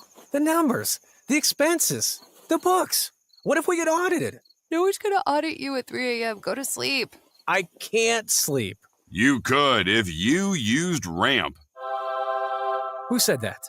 I don't care because they're right. Go to sleep and sign up for Ramp in the morning, Jerry. Ramp is the corporate card that handles all your tedious financial operations automatically, integrates directly with your ERP, and gives you complete control over every transaction. Ramp gives you everything you need for bulletproof books and a better night's sleep. Wow, that is exactly what my company needs. Yes, and exactly what I also need. Go to sleep, Jerry. Upgrade to Ramp for free today and get $250 at ramp.com/radio. Ramp.com/radio. That's ramp.com/radio. Cards issued by Sutton Bank, members FDIC. Terms and conditions apply.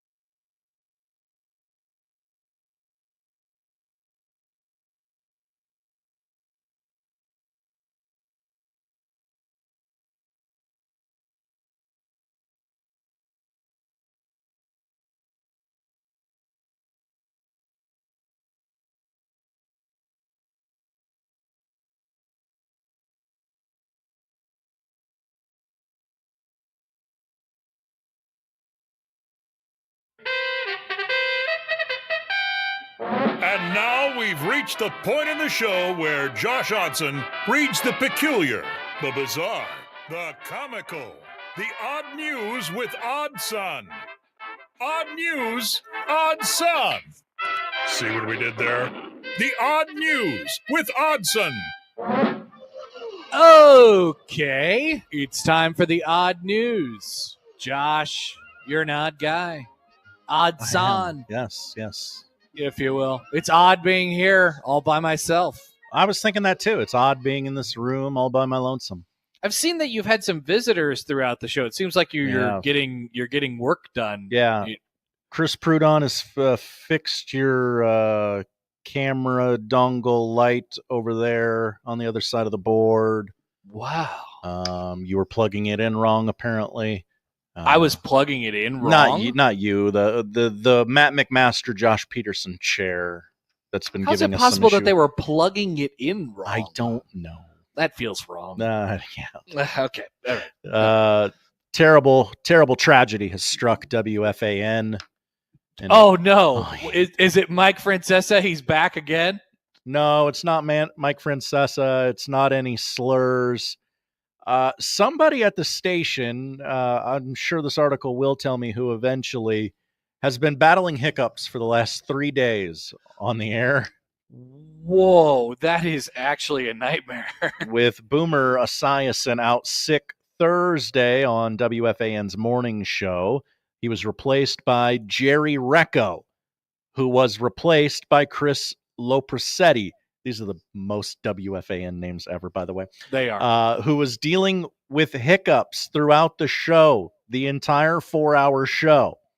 Lopresti woke up Tuesday morning with a bad case of the cups. I don't like calling it that. We're not doing that. And hasn't been able to shake them since.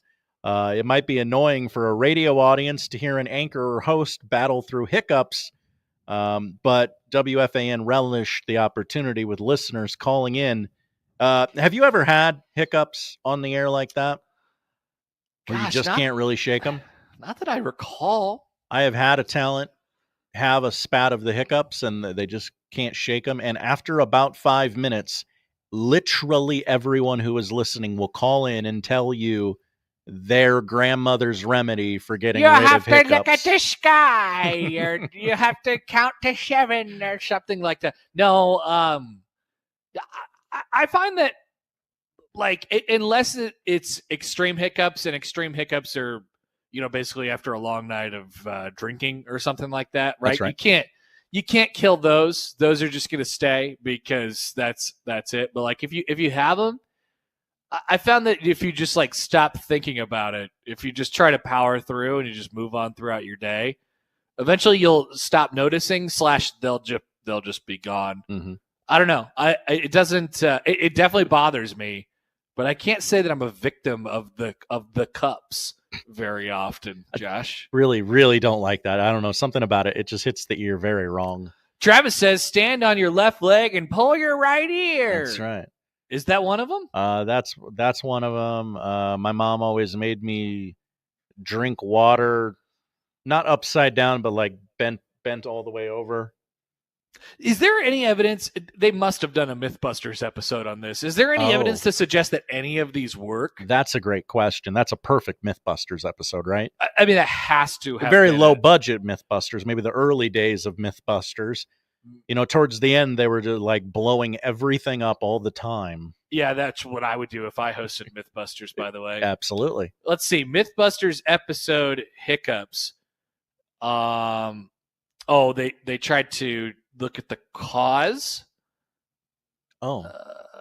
Okay. The show tested folklore. The episode did not find conclusive evidence to support the belief, but did explore the science behind hiccups and how they are caused. If has any information on this, if somebody's done this out there somewhere, actually tested the old wives' tales on this, please send it my way. Yeah, sounds like we could reboot Mythbusters. 1620 The Mythbusters. Ooh, I mean, you have red facial hair. They had a guy with red facial hair.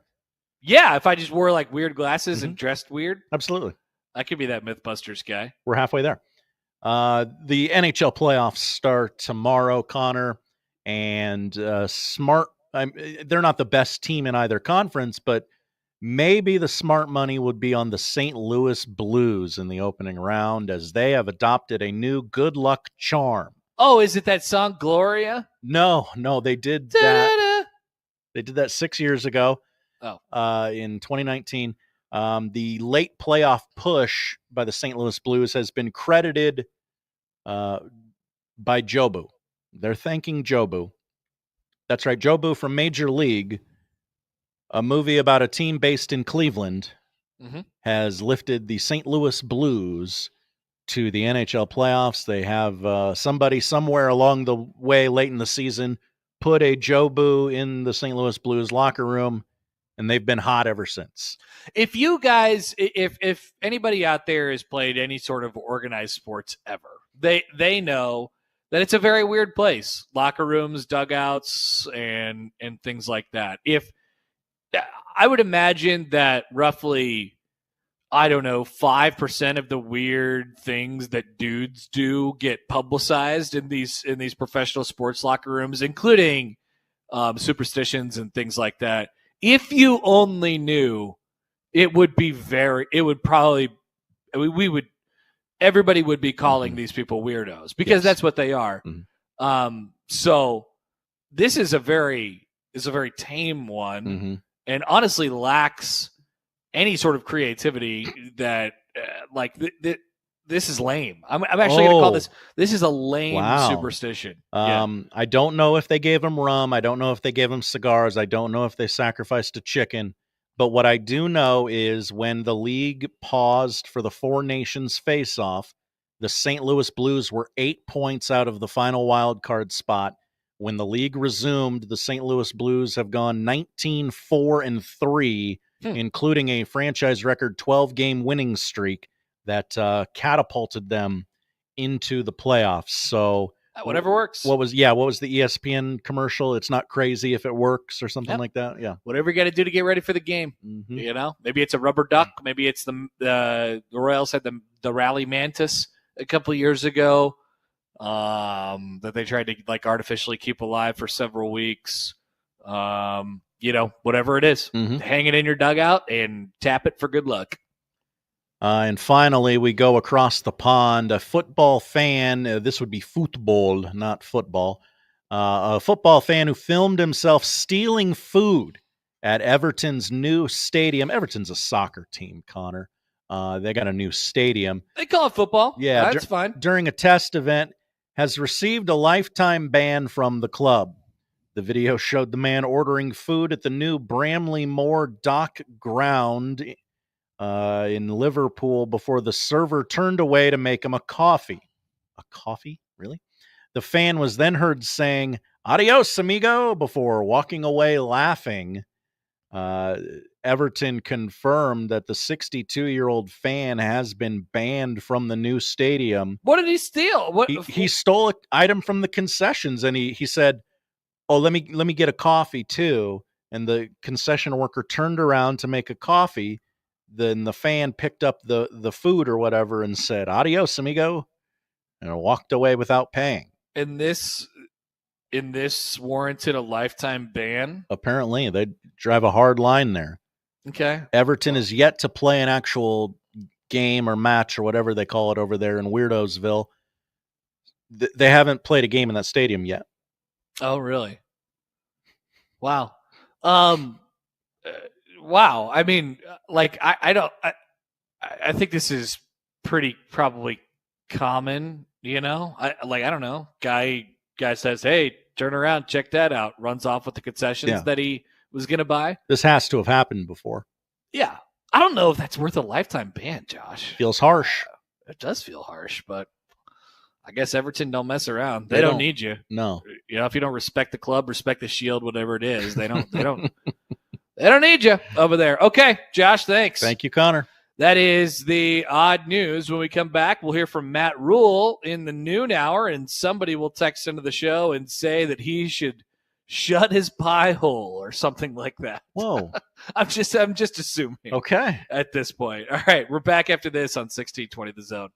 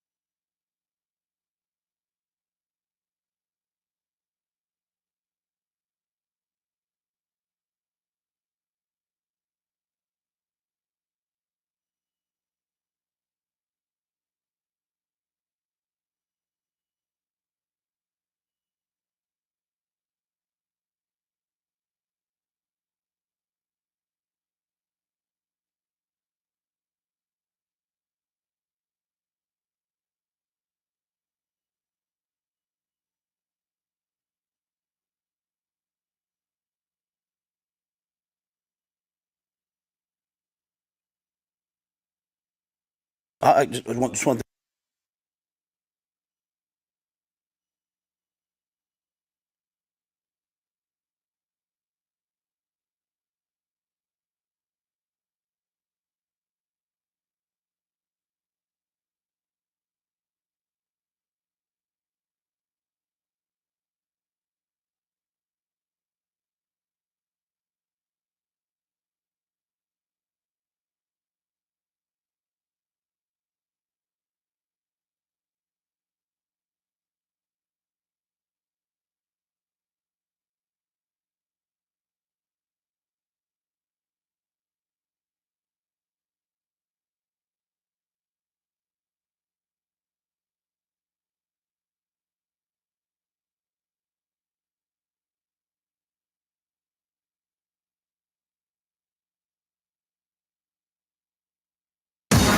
He does it the only way he knows how.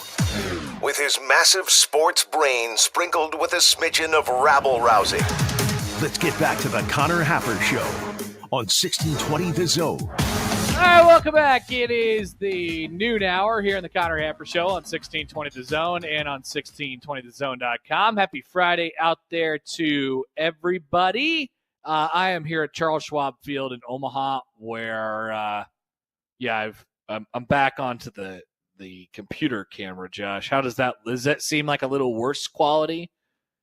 I mean, I think the natural light is so good that it's a nominal difference. Shout out to natural light. If there's one thing that Bill Moose got right at Nebraska, it's the natural light. He talked a lot about natural light and needing to have the weight. You know how all those windows on the big new weight room that they got there at the Osborne Legacy. That's a Bill Moose deal. Okay. That's a Bill Moose deal. He's like, I don't need it to be dark in here. Natural light is a huge thing. So we're going to make the whole thing out of windows. Maybe that was the idea of when they made all those windows across the street at the CHI Health Center, because man, there are a lot of them. Shout out to natural light. Got a couple comments coming off of the odd news, Josh. Okay.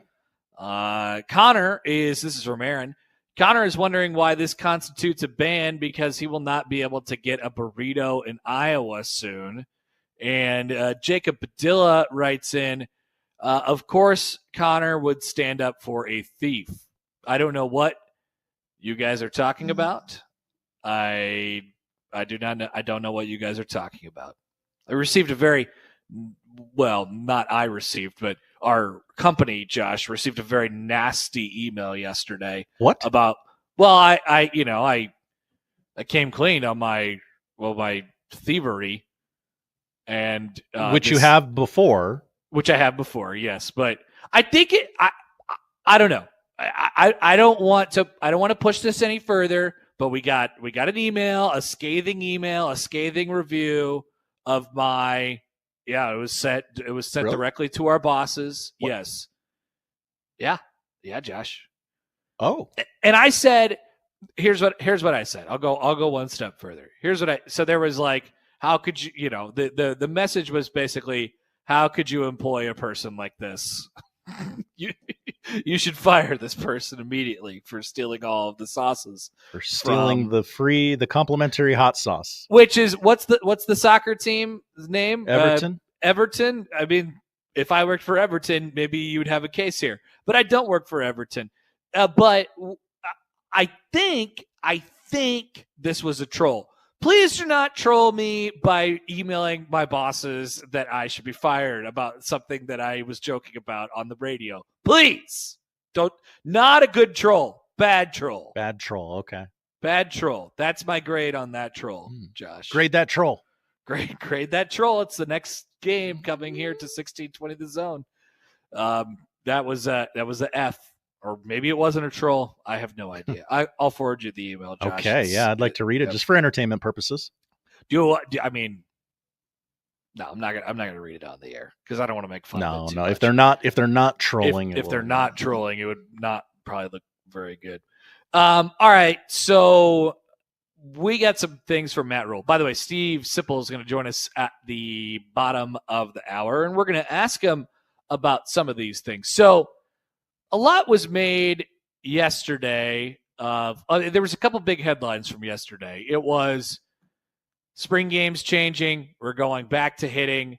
By the way, and this is just for some guys who are kind of deep cuts on the roster, who are just, they're probably going to be strapping it up for the last time, and they're trying to get tape out there to see if they can go play somewhere else.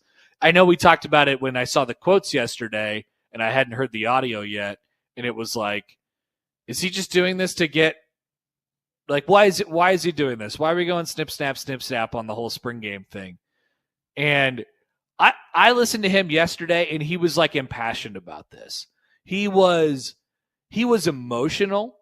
Rhule. He was emotional about why they were doing this. It seemed to have just caught him in the moment amidst. And we're going to play the Jack McAllister clip in a second. The Jack McAllister thing where they can't have him anymore because what they're going to do does not play to his strengths, and they have to move on from him and do something else. So I think he was kind of emotional about that, and he was he doesn't like the fact that he has to literally cut people off of his football roster. He doesn't like that, and so I'm officially taking him at his word. I am taking him at face value as it pertains to doing a live portion of the spring game.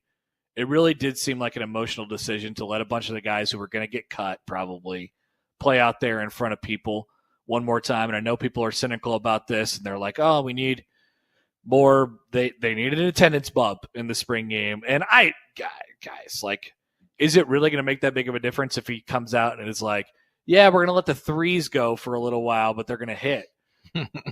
Are 10,000 people going to show up for the spring game because of that? No, in my opinion, no.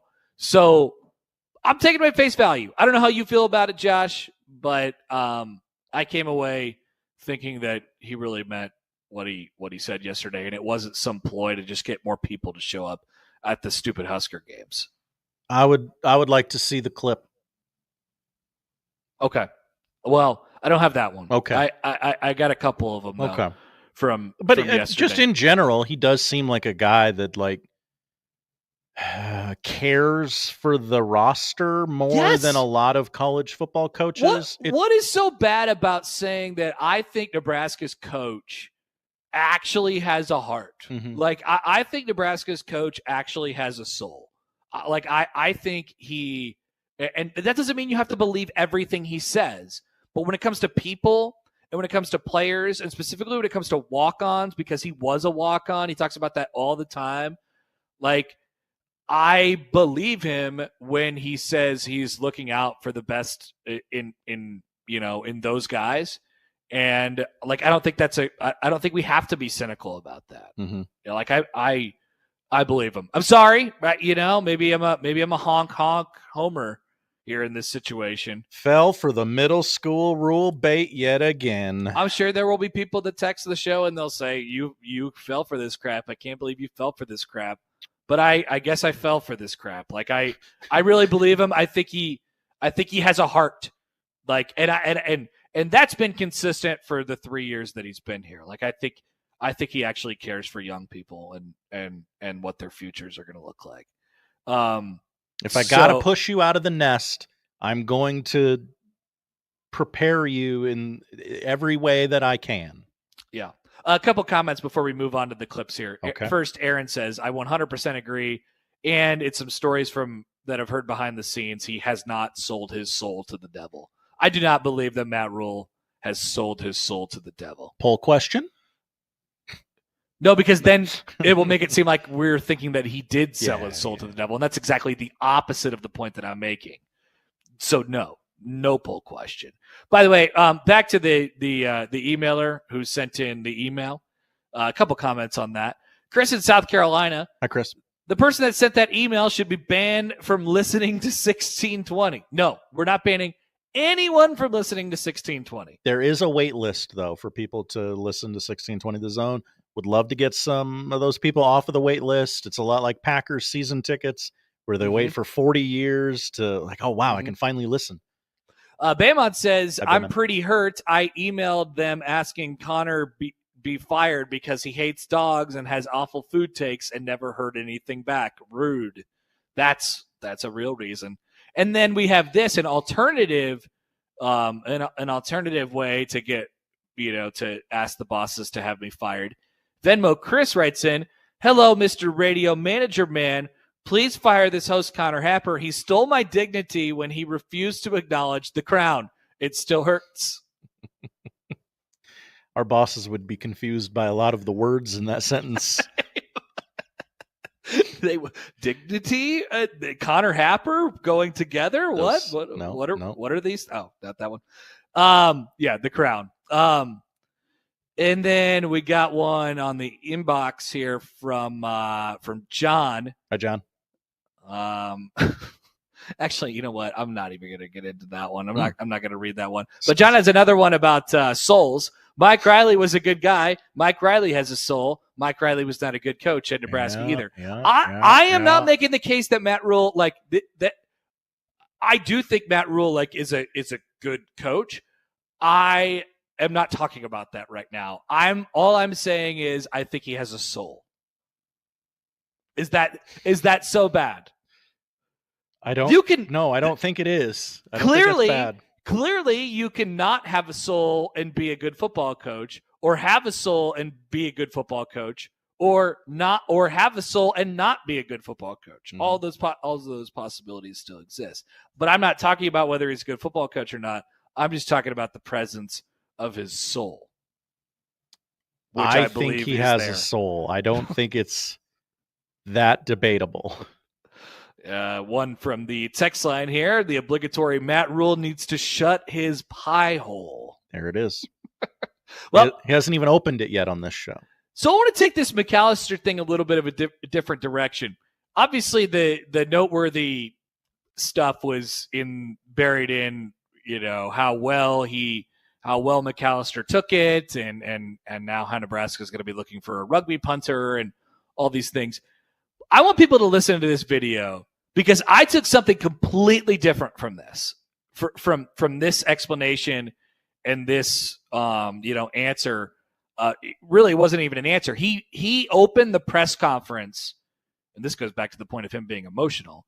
He opened the press conference with this yesterday, and in my opinion, it's not just about Jack McAllister. It's about some other stuff too. So here is Matt Rhule from yesterday. Just one thing real quick. I just want to, I won't speak very often about particular individuals when they go in the portal. However, there's times where I feel like I do need to.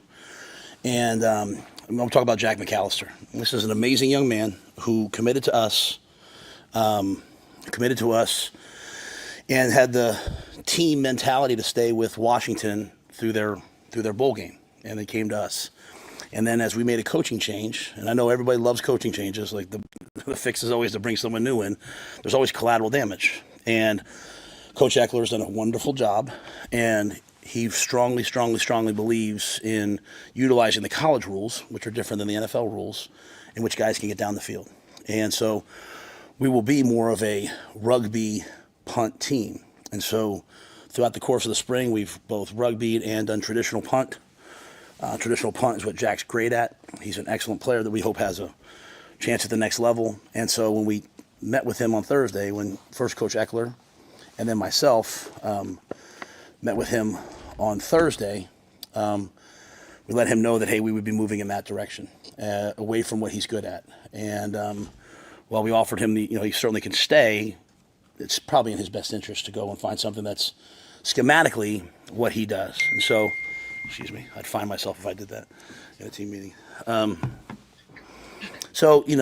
He asked if he could continue to stay and be at practice because he wants to finish what he started, which is just the caliber of person we're talking about. Who's out there today. But I know he posted something on social media, and I know immediately when that happens, normally there's, hey, why would you ever want to leave here? And so I just want to be very clear that this is a young man who I feel terrible about the circumstances. Okay, so let's go back to the beginning of this thing here. I'm going to keep this up, Josh. Keep this up for me. Okay. I'm going to watch the first about 30 seconds of this again. Just one thing real quick. I just want to, I won't speak very often about particular individuals when they go in the portal. However, there's times where I feel like I do need to. And I'm I'm talking about Jack McAllister. This is an amazing young man who committed to us, and had the team mentality to stay with Washington through their bowl game, and they came to us. And then as we made a coaching change, and I know everybody loves coaching changes, like the fix is always to bring someone new in. There's always collateral damage. What was that? That was a man who brought a punter in and was turned around and said, "No, we're doing it this way, Coach Matt Rhule." Okay, so what I heard is him is Matt Rhule. I don't know, like, and I think he gets like this a little bit as well. Where I'm not saying that he is not on board with the coaching change that took place, but I mean, he had kind of made like snarky comments about this whole thing before, about the special teams thing, like, oh, everybody wants to fire Ed. Everybody wants to fire Ed. We'll see how that goes.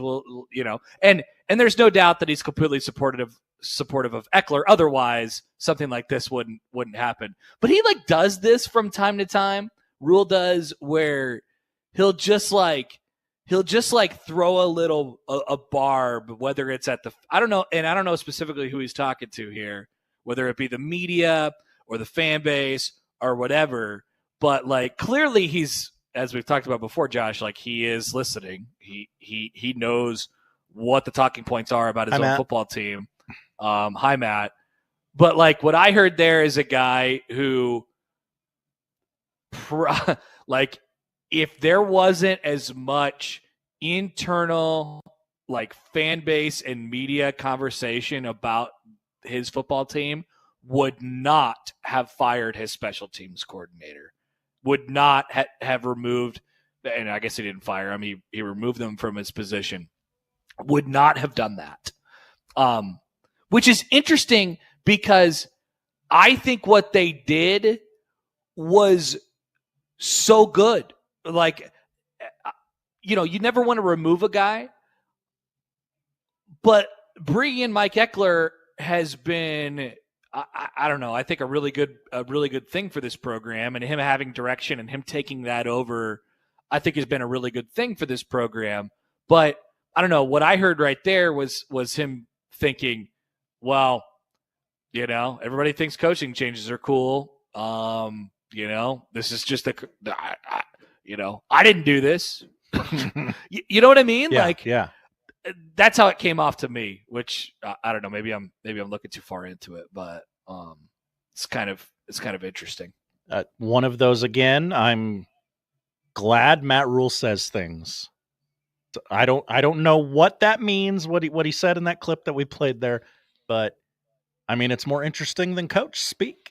That is clearly not coach speak. Okay, so let's go a bit further on the not coach speak, Josh. Ooh. He was asked yesterday by Sam McEwen about the balance of in-state recruiting. We talked about it with Munson. There's a bunch of players in the area now who are more recruitable Division I, Power 5 football players, more than ever, on a grander scale. And less than ever are getting offered by Nebraska. Nebraska's only got 3 offers out to in-state kids for this upcoming class. There's 3 of them committed to Iowa State, And so that's something that's been brought up over the last couple of weeks on various shows and podcasts and in written form. It's like, hey, keep an eye on this. Nebraska's got a bunch of prospects, but they're not going to Nebraska. And they're not going to Nebraska because they're not interested in Nebraska. They're not going to Nebraska because Nebraska is just straight up not recruiting them. That is something that is always kind of rubbed people the wrong way around here. I get the sense it doesn't matter as much anymore to people, which is fine. But listen to Matt Rhule talk about this and the balance. And basically what he's saying is there ain't no balance. I don't care about your balance. Here's why. I have one job. It's to win at Nebraska. Okay. Anytime a coach here has tried to do anything else but win at Nebraska, they've been asked to leave. And I'm not saying that. I'm saying like, no man can serve two masters. We have to win. Everyone cares about everything else when you're not winning. When you win, I mean, Tommy Frazier was from where? Okay, I'm saying like that no one cares. You know what I'm saying? Like so, and I'd say that like I want to mine the state. I think there's good players in the state. Okay, but like if a player's a really good player and doesn't quite fit us, and he's going to go, but he's going to go somewhere else. I want him to go be happy. I care about football in the state. That's why we're open. Every practice is open to the high school coaches in the state. That's why our camps are not just select invitational camps. That's why we do youth camps. That's why we do free youth camps. That's why we go speak at clinics. That's why our coaches clinic had 500 people here just for us. We are going to pour into the state in football. But what I have found is, if you bring a player here from the state and they're not happy, the place that they love now becomes a miserable thing. So I have to be sure that they're good enough. And what's happening sometimes here is some of the other schools that aren't playing in the Big Ten, they're going to offer them as a sophomore. And then everyone looks at me like, well, why haven't you offered him yet? It used to be you got offered as a senior, you know? And I like guys, if I'm not quite sure yet, don't I owe it to you to be sure before I offer you a scholarship? And now before I offer you a rev share deal? So I don't think there's anything wrong at the University of Nebraska that we carry ourselves like the top 20 teams in the program, in the country. And the top 20 teams in the country, if they say, hey, we like you a lot, but we want you to come to camp, you'll come to camp, you know, going into your senior year. So there's lots of kids. I would love to recruit them. They've committed to a Big 12 school or somewhere else like that. Come to camp. If you want to play in the Big 12 over the Big 10, well, I got it. But make no mistake, there is a big difference. And Big 12 is going to go nuts now. I know that. And I'm going to be on X and all that stuff. But it's the reality. The Big 10 and the SEC, especially moving forward, are going to be here in terms of everybody else. So I have to worry about what's Ohio State doing, what's Michigan doing. So I love the state. I love the players. And we're gonna take a bunch. You know, so we've taken some as walk-ons. We've taken some as scholarship players. I just have to be sure that they're good enough. And I don't think asking guys to come to camp is the whole thing like, hey, you should be the first offer at Nebraska. You know, desperate teams always set the market. Let me say that one more time. And rev share and all this, desperate teams set the market. So if they know that, hey, straight up, we can't beat a Big Ten team or we can't beat Nebraska, then we better offer them a year earlier and say Nebraska doesn't care about you. We care about you. We just we got to make sure that you're going to help us beat Ohio State. That's my job, is to be really focused on, you know, serving that one master, which is college football playoff, Big Ten championships, national championships. That's all anybody wants. So I better do that. If you're not doing that, then people say why. But and I think we're taking the right players from the state, and I think football in the state's really good. So you're going to see lots of guys sign scholarships. Interesting. So to boil, it was a lot. As TC writes in, word salad. You know, there's a lot going on there. But to summarize it, to in-state recruits, depending on who you are, we like you, we care about you, but we don't think you're good enough to play here. We don't think you're good enough to play in the and like I said, he's not saying that to everybody, but he said they have to be selective and they have to be singularly focused on what it takes to win in the Big Ten and beat Ohio State and be a college football playoff contender and stuff like that. And people will say, and the immediate response is, well, if this guy can play, if this guy's from Omaha or from Lincoln or from Kearney or whatever, and he could go down to Kansas State and run for 1,000 yards or pass for 3,000 or like whatever it ends up being, you know, be a good player for Kansas State for 2 years, then what made you think that he couldn't play at Nebraska? And Rhule's point is, I'm sorry, Big 12, it's just different. Which, like, is it? I mean, is it really that discernibly different yet? Maybe there's a time and place where that is the case. Like, is there really that big of a difference between what the Big Ten is doing and what the Big 12 is doing right now, like on the football field, as far as the type of football players they have? Like, I see Big Ten schools go out and get transfer portal guys from the Big 12 all the time, and vice versa, you know. And it's not always a big 10 guy who's dropping down and, you know, feels like he go play at West Virginia because he sat the bench for 2 years at Michigan. Like, I don't think that is necessarily happening. So interesting to see how that's viewed, by Matt Rhule, and then you tied in with in-state recruiting, which people feel passionately about. So on the surface, it's okay, right? Like, hey, we're recruiting nationally, right? Like, that's not the worst thing in the world to say, but like, you're missing on some talents. Like, clearly you're missing, whether it's because you offered late or what it is. Like, I know this might be the exception that proves the rule, and it isn't. Matt Rhule didn't recruit like Xavier Watts. Like, next week he's going to be like a top 50 NFL draft pick. Like, that probably could have plugged into Nebraska's system and done quite well.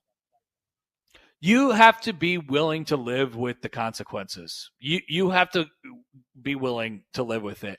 And in order to be able to live with it, Josh, you have to win. Yeah. Like all this goes away, and there's just not as much conversation about it. This conversation has really ticked up over the last couple of years because, number one, there's been more players from the state of Nebraska or regionally that have been, identified as recruitable by Power 5 schools, but also because Nebraska has sucked. So like they have to win. Hey, if we're going to suck, can we suck with our own guys? Right. Like, and from that perspective, okay.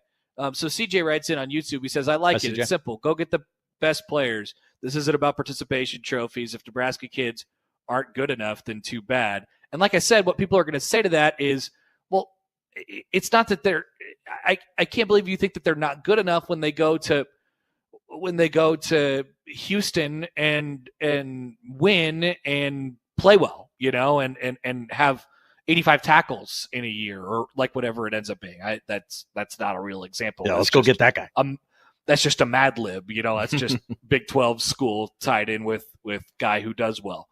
So I also don't think that it's black and white either. Like, I think they're going to try and recruit the best players from the state. But yes, there's going to be some who get away. And remember, we talk about this a lot because Nebraska has had a lack of success recently. So that's a piece of this too. And I know we got to get to Sip here, but Joel with a good tweet in. I'm honestly tired of chasing Ohio State while they can't beat Iowa and Minnesota on a consistent basis. Like, yeah, you're going to get rejected by more of the 4 and 5 stars when you could have built incremental progress, right? With some guys that were less highly rated in the recruiting services. Yeah, I mean, there's a couple different ways to view yourself, right? Do you want to be like, at first, I think they did think of themselves as or projected themselves as a program that could just sit in the Iowa and Minnesota range and win 8-9 games a year and play for the Big Ten West and then play in a Big Ten championship. But if it goes right, win it and then go to the playoff that way.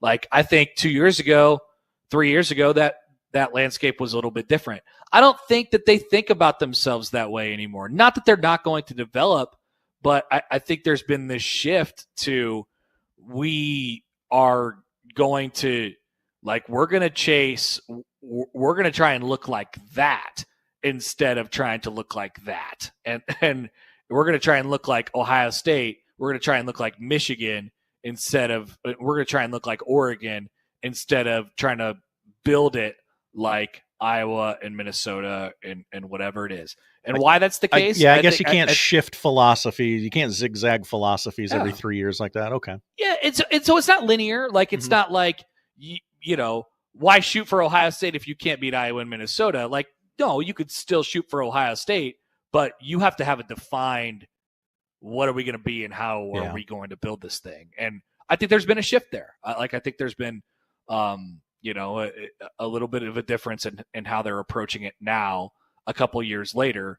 And I think we've seen that shift pretty heavily this offseason. All right, so this is a good conversation to talk about with our dear friend, Steve Sipple, who will join us on the other side on the Connor Happer Show. You're on 1620 The Zone.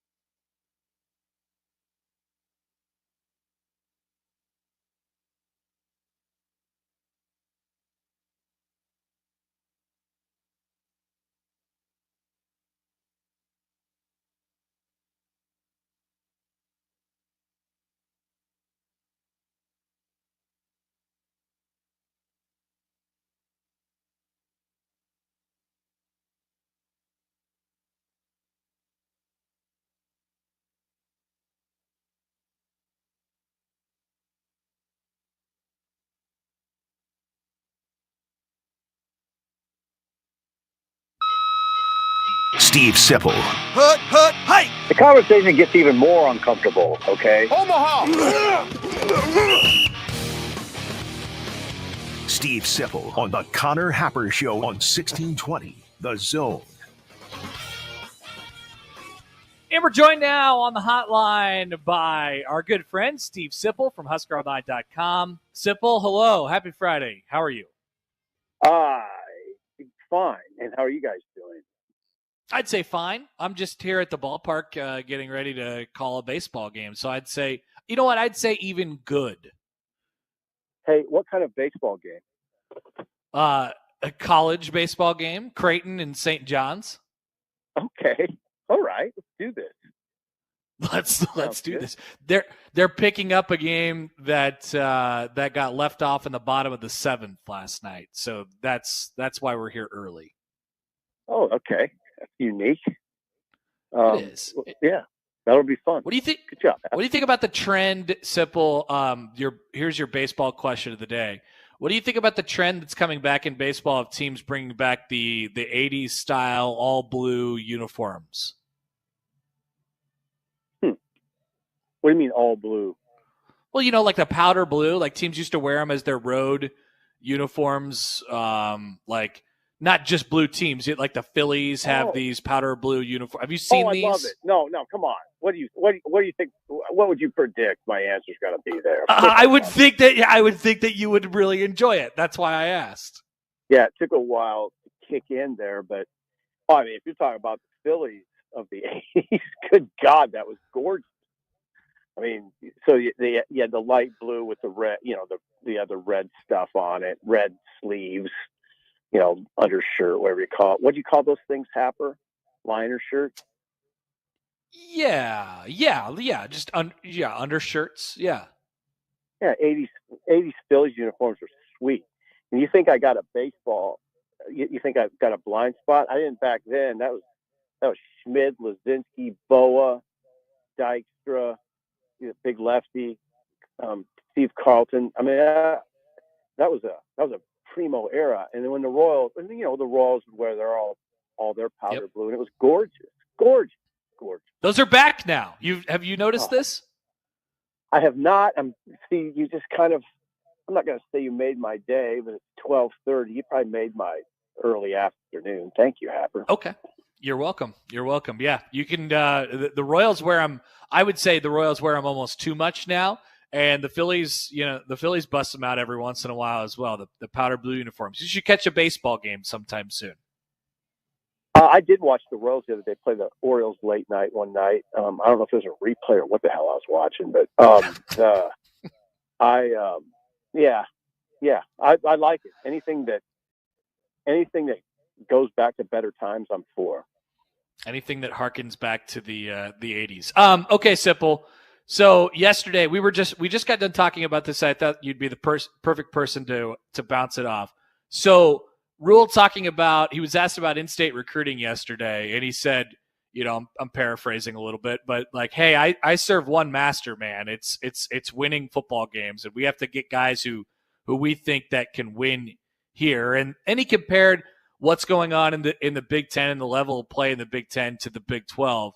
And people have done that recently, and how I think it's going to be there will be a time where the SEC and the Big Ten kind of separate itself from what it looks like from a football perspective.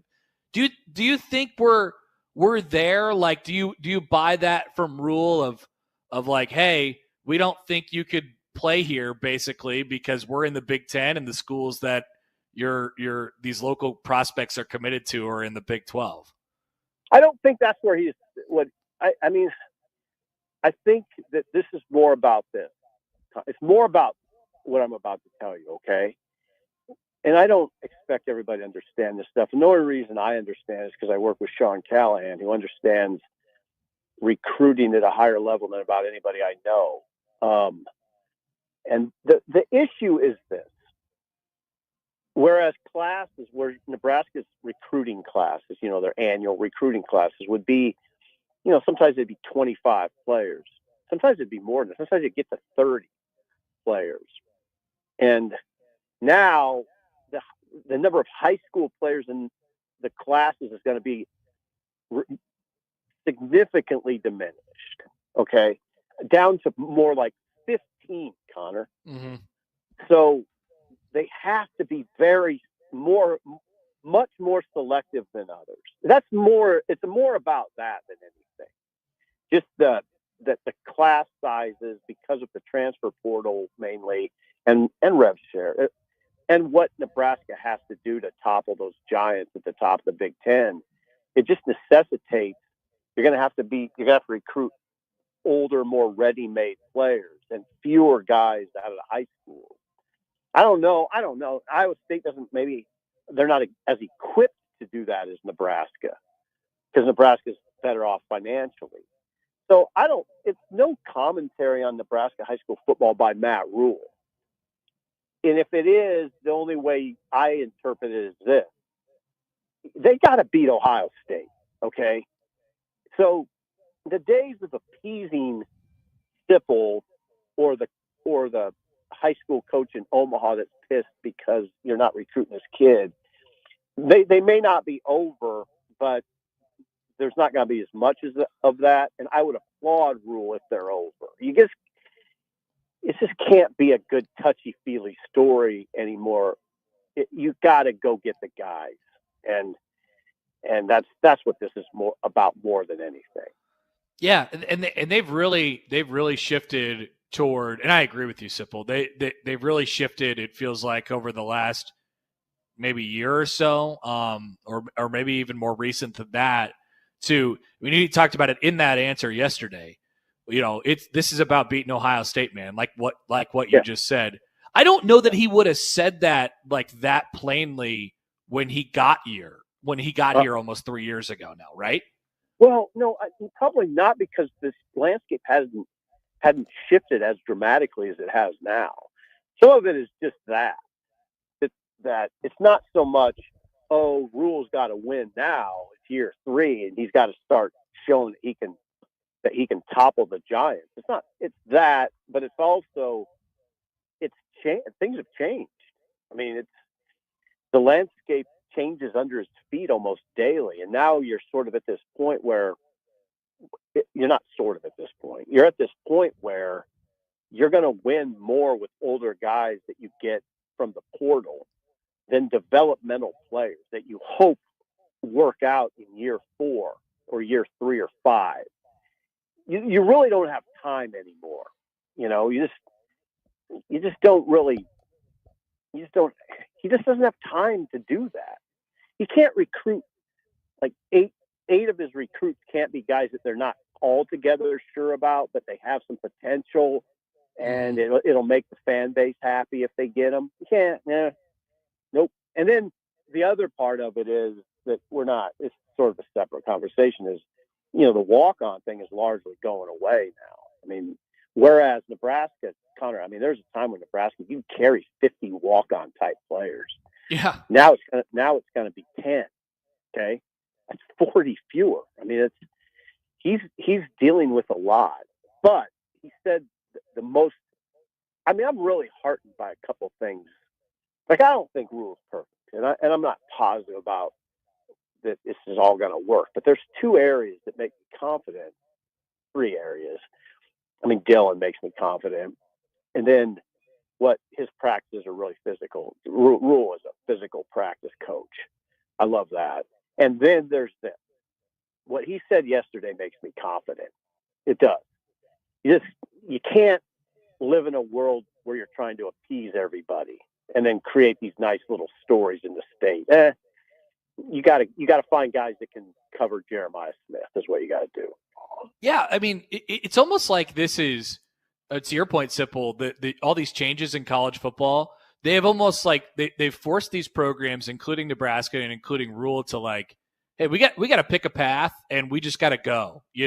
Like we're going to be what we are, and we can't. He's even said this before, like we can't apologize to it or apologize for it or anything else. And before, you could have 150 guys on your roster and you could create whatever kind of program you want. And it feels like there's less pressure or more time or whatever it is.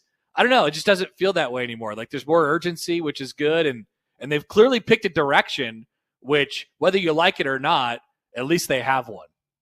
Well, that's true. And then also, Connor, and I love these discussions because it brings up points I hadn't even thought about.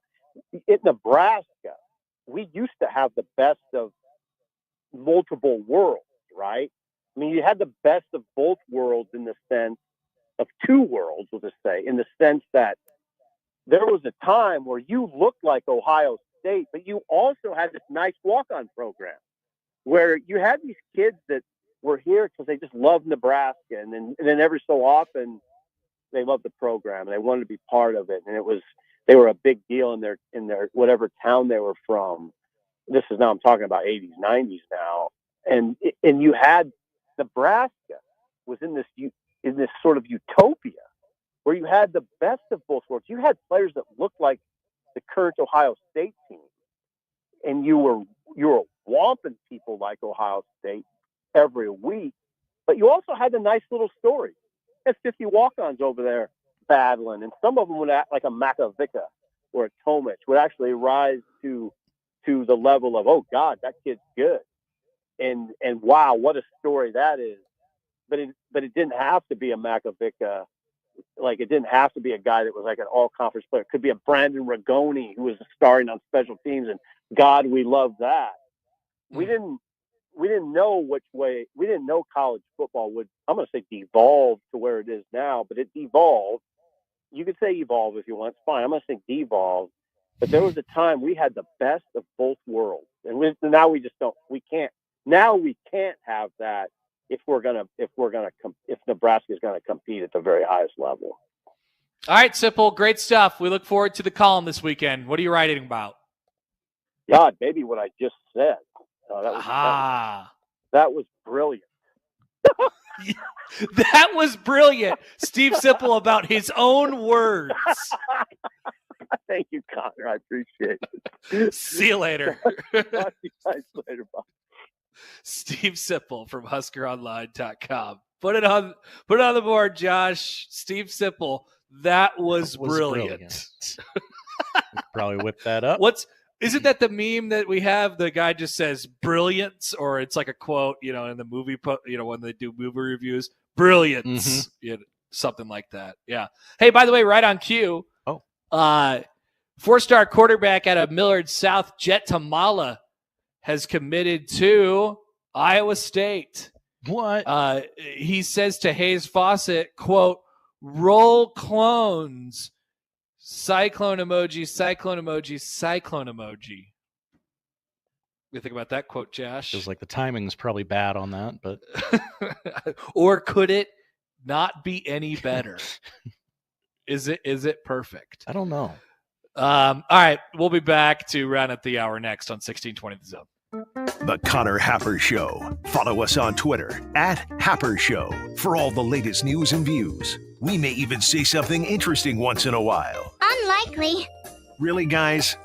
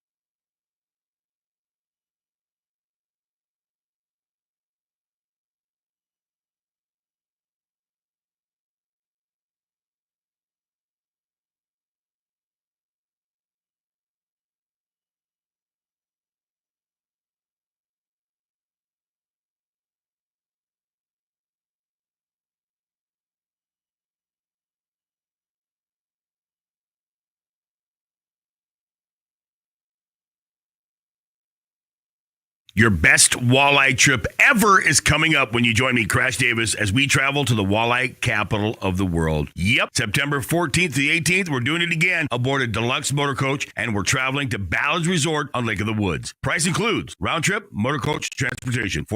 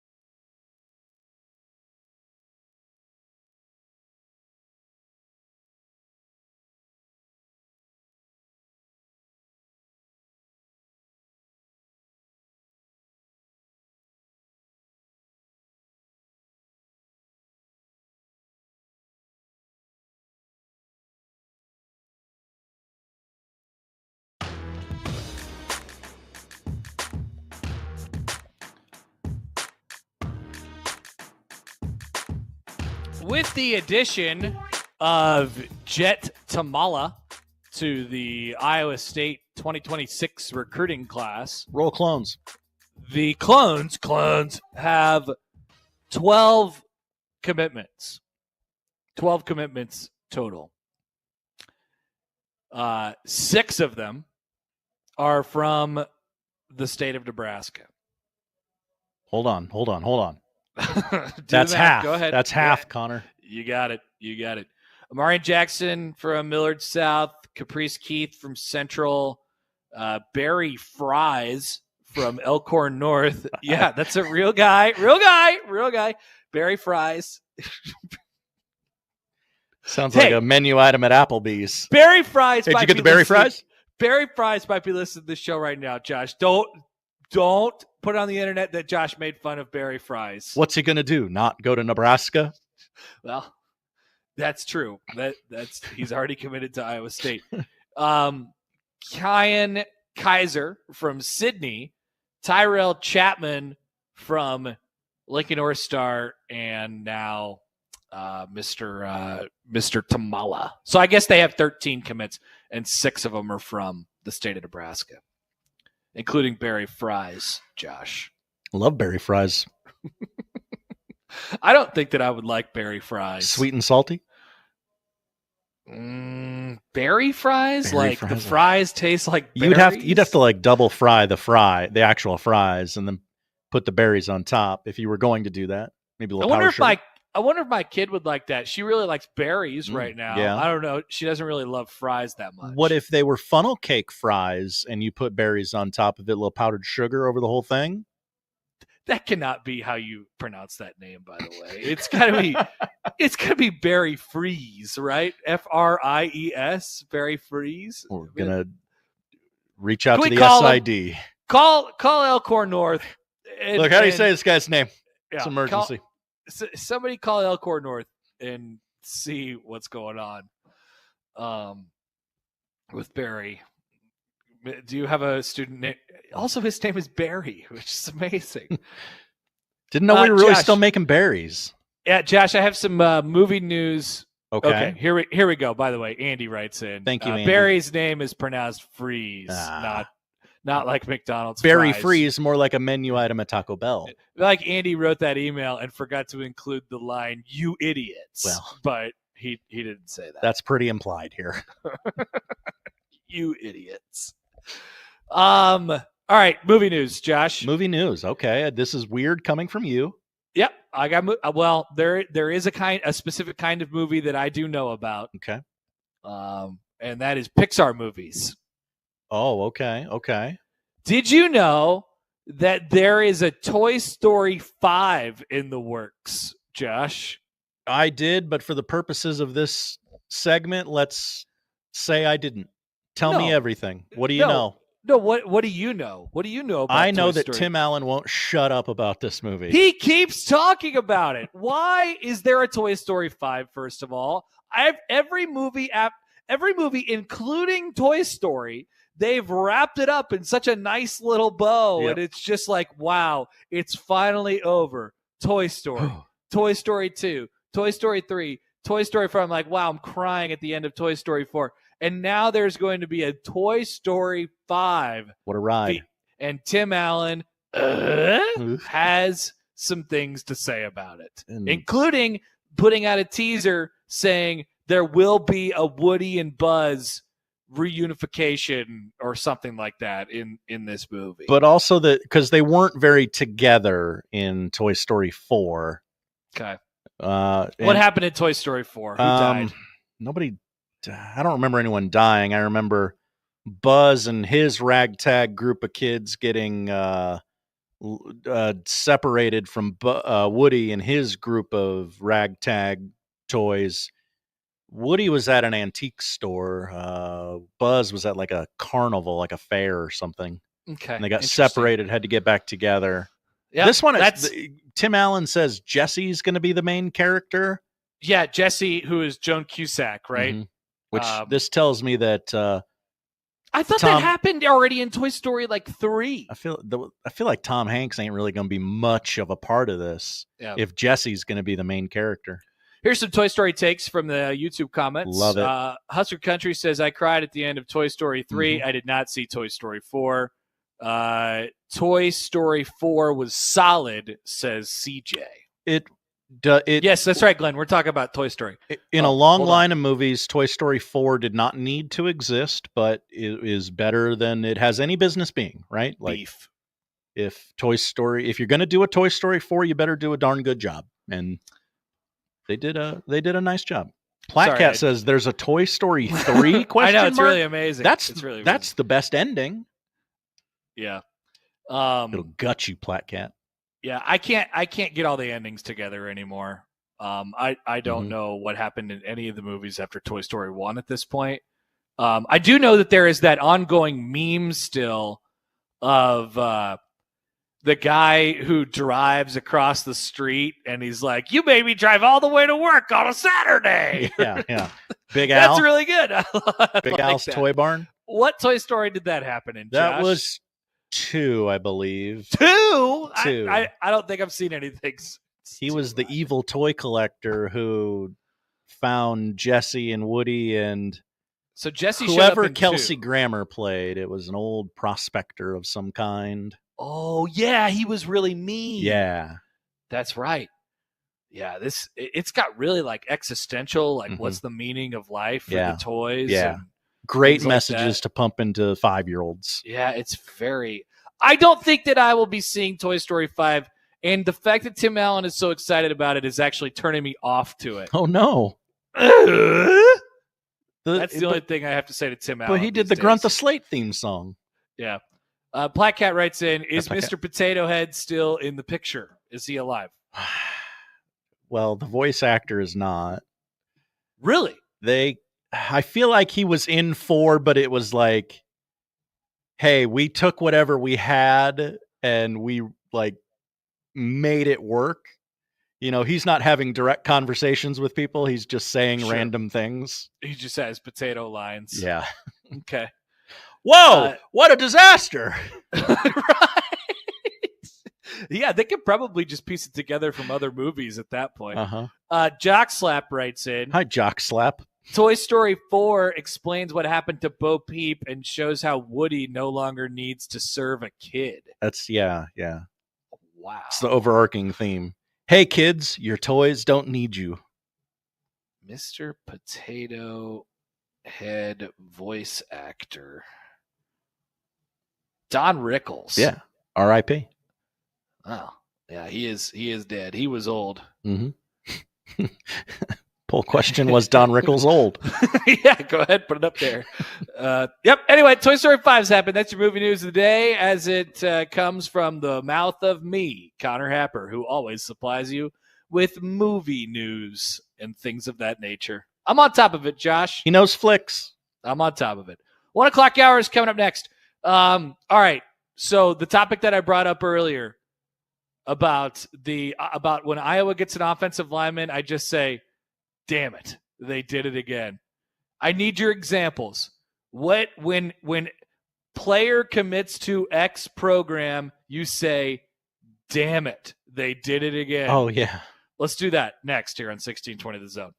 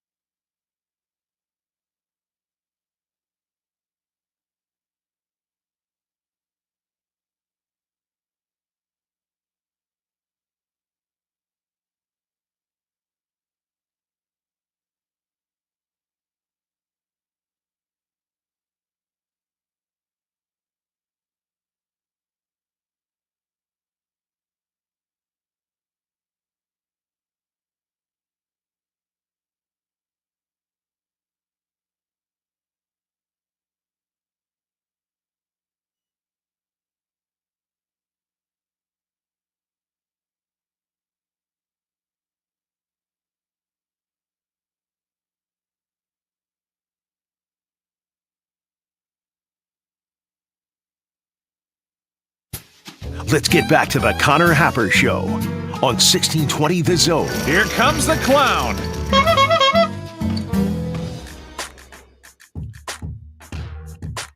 Great news, Josh. I have... What's for lunch? I have received a taco. A taco? Or 2 tacos. Okay, I was going to say singular tacos doesn't sound like enough. Yeah, this one's on there's one on a hard shell and there's one on a soft shell. Whoa. Now that's a pile of meat on that taco. That's not a little rinky-dink taco. Thank you, Glenn, for making this taco. Thank you, Glenn. That I will not be able to eat for another 15 minutes. 2 hot tacos, Mustache Adam says. Well, for now. Not so hot not after yeah. Is John bopping around there? Could he do a segment? Is John Bishop here? That's a good question. I doubt it. Probably not yet. I think he will. A hair early. So are John and Michael doing the show from where I'm sitting today right now? I don't have a clue. Nope. Is John going to be doing baseball games with me today? I don't have a clue. Okay. I mean, that's between y'all. Given the game starts at 3, And so we'll probably be able to finish last night's game by, what do you think, Josh? There's going to be... A little surprised you didn't finish it last night. There's going to be 2 basically complete innings left in that game, if it holds. 2 to 2.5 innings left in that game. What do you think? We could do that college baseball style? You think we could do that in an hour, conservatively?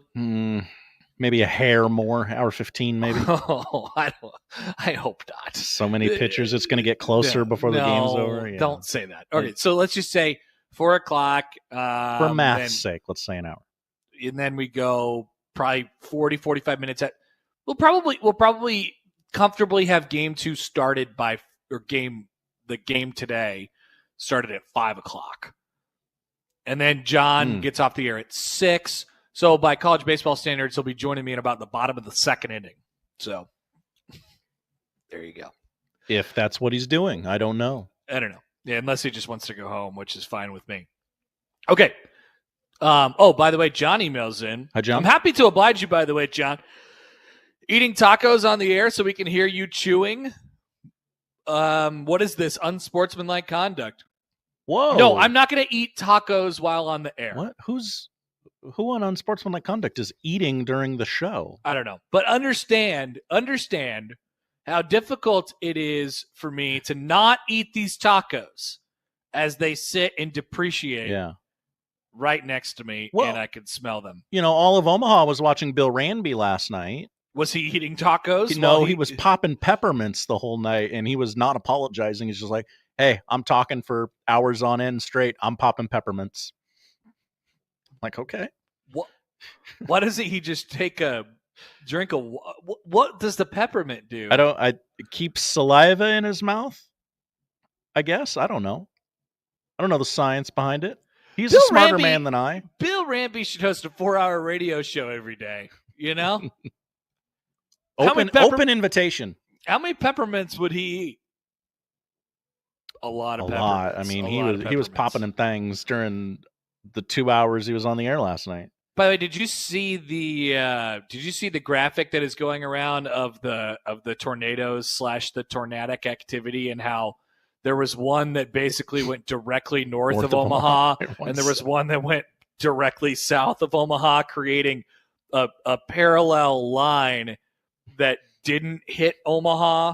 Almost as if there was a force preventing Omaha from being, I don't know what you would call something like that. I don't want to piss off any weather people, okay? I'm not here to make weather people angry. Don't put it on the internet that I'm here to make weather people angry. But, however. But, I'm going to go find that graphic and I'm going to put it up on the stream because it's pretty damning for the non-Omadome believers. Yeah. It's really something. So, yeah, not good. Hold on. Where did I see this last? I think our friend Sam has been memeing it all day. Ooh. Hi, Sam. He's sorry daycare was closed today. Sorry daycare was closed, and sorry you have to listen to Movie Club on your drive home later. Oh no. Well, he always does. He always complains when the Movie Club is happening on his drive home. Oh. All right, so here it is. Here's what I'm talking about. If you're watching with us on YouTube, look at that. Look at that. Look at that. What do you think, Omadome haters? I mean, that's pretty damning. It's kind of interesting, isn't it? Yeah. I mean, that's hard to argue that that's just happenstance. Look at that. Look at that. Can you just make that the background of our show forever? I mean, I don't know about forever. We'd be blocking it most of the time, I guess. But I'm just saying, however, like you said. All right. So, topic I brought up earlier. Iowa got this offensive lineman, this guy from Ferris State out of the portal. Exactly, Josh. You laugh now, but guess what? State. You laugh now, but you won't be laughing when he's a first-team All-American next year. You're absolutely correct. So that's not that I'm making a prediction. Don't put it on the internet that I'm making a prediction. But this is what happens when Iowa gets an offensive lineman out of the portal. I go, damn it. I don't know who this guy is, but they're going to turn him into an All-American, and he's going to be a pain in my butt for the next 5 years of my life. That's just what I think.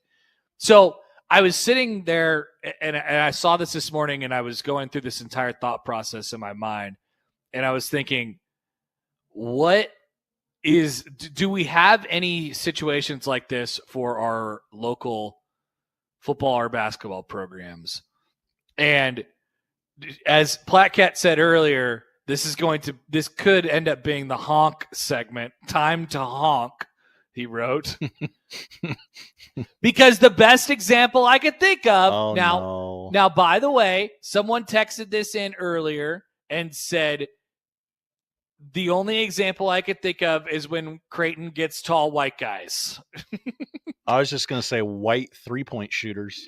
Yeah, tall white 3-point shooters, or regular size white 3-point shooters, whatever it is.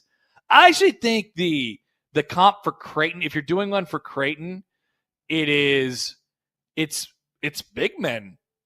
Bigs. Isn't it?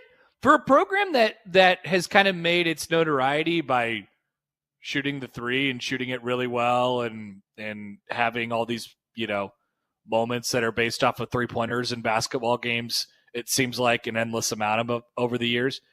For a program that's really built their identity that way, I mean, think about the endless run of bigs that they have developed over the last 15 or 20 years. It's like there's one on every team. And if they're not completely, to what they're going to end up being at the latter stages of their career at that point, that they're developing into that, And so I think the better college basketball example that immediately I came up with was Purdue whenever they get a person who is 9 feet tall. Yeah. When it doesn't matter. The guy is 9 feet tall and he weighs 100 pounds. He is statistically and physically and biologically an impossible person to exist on planet Earth. Purdue gets him to sign a basketball letter of intent, and I go, damn it. He's an All-American. I hate this. This is horrible. That's what I think. So it isn't college, but whenever the Brewers or somebody sign a mid-level talent, I'm always it's the Rays. It's the Rays. Yeah, that they're going to turn that guy into somebody who commands $100 million as soon as he leaves that team. It's going to work, that signing. When the Rays trade 2 of their best players for a bunch of nobody Dominican dudes who are 16 years old, or actually that's probably a bad example. Very bad example. Yeah, I'm sorry. How about pitchers? Pitchers. Just any Arms. pitchers. They always 5 years later, you can pretty much guarantee that they're going to be trading that guy for somebody else who's just 5 years younger, but is just a lot cheaper. Play with them for the prime of their career and then trade them to the Dodgers or something like that. That's the Rays. Mm-hmm. So whenever the Rays do that, I think, what do they know that we don't know? And that's basically what the topic of this conversation is. Programs who just for whatever reason have a secret, mm-hmm. and they won't tell anybody. I don't think Nebraska football has any secrets they're not telling anybody. CJ says whenever Iowa signs a tight end, guaranteed to be an All-American. Yeah, for me, it's offensive linemen with them. They are tight end you as well. They've had a couple tight ends in the NFL. I'm not trying to downplay it. I was just about to say, okay, let's not downplay Iowa's tight end success in the NFL. I don't think that is. I think that's overblown. I think it's overdone a little bit. You get some tight ends in the NFL, Josh. It's great. Congratulations. Obviously, they've done a lot better than Nebraska has done tight ends. That's for sure. Nobody's arguing that Nebraska's tight end though. You know what I mean? Blackhead says, annoying white guy at Duke. Duke gets an annoying white guy. Duke gets Cooper Flagg. I'm like, damn it. Not only because Cooper Flagg is really good, but also because He's a tall white guy. Now, he wasn't annoying. Give credit to him there. I know. Don't flash those up on the screen, Josh. I understand. I don't know what you're talking about. They have a bunch of tight ends who are starting in the NFL. Mason Daniel writes in. Hi, Mason Daniel. Looked like it was going to be speedy FCS wide receiver at Nebraska for a minute. Nebraska got another FCS wide receiver. They did it again. He'll be down there somewhere. Who did that happen to other than Samori Toure? Was there any more? I know they took one every year, but were any of them besides Toure good or notable? Really at all? I don't know. Yeah. But here's the point. We need Nebraska to come up with a secret that only they can. We need them to come up with a bit, please. These programs have become really, really good at bits. They're very good at them, Josh. Nebraska needs to come up with a bit. I don't know what it is. I don't know what it's going to be. Maybe they have. For a minute, maybe it was like, oh, Nebraska got a quarterback whose name is Martinez. Yes. Damn it. Weird that it happened twice, but what's the phrase? If I had a nickel for every time that happened, I'd have 2 nickels. You'd have 2 nickels. Which isn't a lot, but it's weird that it happened twice. From the 402, when Nebraska signs a player, we can be sure they're going pro in something other than football, something other than sports. Come on, it's kind of turned out that way, I guess. Recently, the only local example I have is the Creighton one, which is a great compliment to the developmental nature of when they have a bit, when they have something, and you're like, they did it again. Mm-hmm. Think about the programs that we've talked about in this segment. Iowa on the offensive line or at the tight end position, whatever. And the Rays pitching and Creighton developing bigs. That's about as elite as it gets. Blackhead says part 1 of the Hoiberg era was, this guy is 100% going to be an inefficient shooting, ball dominant guard. Cam Mack, Teddy Allen, Alonzo Verge. They went on quite a run. Nebraska did it again. They got the guy that people don't like playing against because he is at any point he could explode for 35 points, but most of the other nights he's going to be probably detrimental to your team's ability to win basketball games. Yeah. That happened. Yeah, that did. Several years in a row. There was a time that happened. Okay. All right. That didn't have as much legs as I thought it was going to have. All right. We'll take a break. I'm just trying to get you to your tacos. Well, the shorter this segment is, the longer the next segment has to be, and maybe I just don't have enough gas for another there's still another segment in this show. What's it going to be about? Well, you got a whole game. You got a game and a half after this. You better not be running out of gas. No. I got the gas for that. I'm saying okay. What's because there's going to be stuff happening. There's stuff in the tank for that. Okay. Okay. What's in the tank for this show? We could stop at a filling station and fill the tank up a little bit. Yeah, we'll go find something after I eat these tacos. Yeah. Next on 1620 The Zone.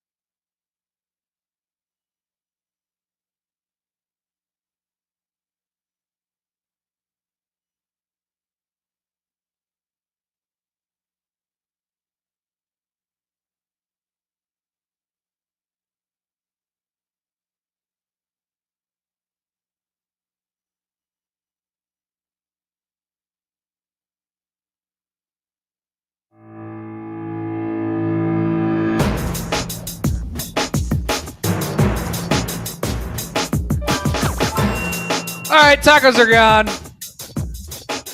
You know, there wasn't any here, Josh. Here's my plate. It's you can see it's empty because I'm very respectful and I like to clean my plate at the dinner table like a big boy. Which taco did you eat first? The hard shell or the soft shell? I had the hard. It wasn't like it wasn't a hard shell. It was like a flat. What do you call those? It was just like a flat. It would be like the middle of a crunch, like a crunch wrap, right? That thing in the middle. Yeah. What do you call that? What is that? It is a taco shell, but it is flat. Mm-hmm. What is the name of that? Someone please call in or text in or tell me that I'm an idiot immediately and tell me what that is. Tell us how white we are. Yeah, what is that? It's a tostada. That's what I thought, Alex. It's a tostada. Okay, you were right. Okay. Yeah, I had the tostada first. I'm sure that there was more stuff that could have been put on the taco, but my dear friend Glenn Sisk was making these tacos for me, and he probably figured that I'm a child. Sure. So didn't put anything on top of the tacos, which is fair. Well, I mean, you don't want to dress a taco for someone else because then you don't know what they like. You don't know what they don't like. Would you be more, if you had no idea what to do, you didn't know about this person's like culinary tendencies or whatever they're into or anything like that, and you were just going off of vibes, would you be more likely to put nothing on the taco if you were making it for them, or everything on the taco if you were making it for them? I would lean towards nothing. I mean, I'd put cheese on there. I don't know. Not everybody likes lettuce and tomatoes. I feel like cheese is pretty safe. Yeah, there was meat and cheese on my taco. Okay. I think that oh, what is this? What is this? This was a photo of you eating tacos sent in to us by RC Cola. That really does look like me. It really does. It's one of those AI. What the hell? It's one of those AI make me a picture things. And it's you eating tacos with a headset and a sombrero on for the radio audience. That is appalling. Even down to the white part of my beard. Yeah, he had to have supplied a photo to this AI service, right? Yeah. So this is very good AI. Yeah, most of the AI is terrible. Yeah, I mean, I mean that really looks like that. Kind of looks like me. And he's just sent us another one. I'm trying to get it. Damn, uploaded. I guess I'm ugly as hell, huh? Did you find any other fixings for the tacos? And yeah, you just cheese and meat. No, I mean, like I would have had to go all the way downstairs to be able to do this. Oh, so yeah. It was either I was going to get what I was going to get in that situation. I suppose I could have been more specific, like if we were in a break and he took my order, but like it wasn't. I would have preferred to have everything on there. But if I was making a taco for somebody else and I didn't know what they were all about, I don't know, man. I might just throw a bunch of stuff on there and just see what sticks. You wouldn't go get some hot sauce and some of your stolen hot sauce and throwing that in there? As we have now an AI photo of you stealing hot sauce on the ZoneTV.live stream. I'm looking at this. I'm seeing this, Josh. That looks less like me, by the way. It does look less like you than the other one, but yeah. I mean, we got the for the radio audience. We have the stereotypical cat burglar suit, the mask and the snow hat and the all black, holding a bottle of hot sauce. Yeah. A second AI image has hit the stream. Now, what if this person who is a farcical person, if this person's goal was to not be identified, they're doing a horrible job. What is going on? That thing over their eyes does nothing. The raccoon bandit mask, yeah, it doesn't hide much. Yeah. This is I do not like AI. Wow, thumbs down from Connor Happer. Yeah, AI is bad. But of AI work, this is on the better end. Sure, I guess. But here's the thing, like, I don't know, Josh, like this is kind of like a mildly serious note. I am seeing a lot of AI, like, from, I don't know, sports teams or like companies and stuff like that. And I know there was just that trend with the action figures and stuff like that. I'm over that. That can go away anytime. It is very bad. It's it not, is not it's a not good anything. thing. It's just a picture of you in a box and like two things that you like. Like it's not anything. But okay, so whatever. It's funny. It's trend. But I don't like what's. It's becoming more commonplace, and I don't like that it exists. I mean, we could have predicted this a long time ago, but I don't like that it's there. Every teacher in America tried to warn us about this, and nobody listened. Yeah. By the way, Rob did text into the show. Tostada, idiot. Thank you. Thank you, Rob. It's okay in certain spots. I want to emphasize that in certain spots to call us idiots. Yeah, and I'll totally accept the accusations on that one. One more thing today before we get to the polls and get out of here. By the way, John Bishop is here. Yeah. There he is. Some said he wouldn't attend. Who said such You a thing? doubted his commitment to the brand. I just wondered. I was wonder. wondering. I was just asking questions. By the way, one more quickly. Here's a tweet from John Rothstein. Are you ready for this? Hi, John. Now, this is something that everyone knew and had talked about over the last couple of days, but John Rothstein tweeted, Howard transfer Blake Harper tells me that he recently visited Creighton, and then did his stat line from last year at Howard, where, of course, he averaged 19.5 points a game and blah, blah, blah, blah, blah. That was worth a tweet from John Rothstein. Slow news day for John. Yeah, I guess so. All right, Coach Prime. He has responded to the criticism over people being mad that they are retiring Shedeur Sanders and Travis Hunter's numbers. By the way, I don't think anybody's mad about retiring Travis Hunter's number. No one. It doesn't seem like that. So, Coach Prime has some things that he would like to say, and here are some of those things. This is him at the beginning of or after practice on Thursday. Can we start off with me just shaking everyone's hand that played here before? Just give them a hug, ? They've got to come back for that, right? Let's just start with that. That's what I want to do. I don't know how that read to you, Josh, but it read to me like, no, you're not going to get your number retired, but shake my hand. Maybe that's just as good, if not better. I'm famous. It's really, really weird way to start that off. Okay, and then we go from there. He defended his son's inclusion being in the retired numbers club at Colorado. Quote, "We're talking about Shedeur. We ain't talking about anybody else," Deion said. "If his last name wasn't Sanders, we wouldn't be having this discussion. We wouldn't have this discussion." To which I would say, that's exactly right, Deion. That's exactly why we're discussing it. I'm not sure what you're talking about. We are only discussing this because you did retire his number and his name is Sanders, which is the exact criticism. Okay. And I think if what his name was Shedeur Miller, we wouldn't be retiring his jersey and we wouldn't be here. Right. Isn't that the criticism? Yes. I believe the criticism is his accomplishments did not warrant this honor. It's only extrapolating that. It's only happening because he's your son. Yes.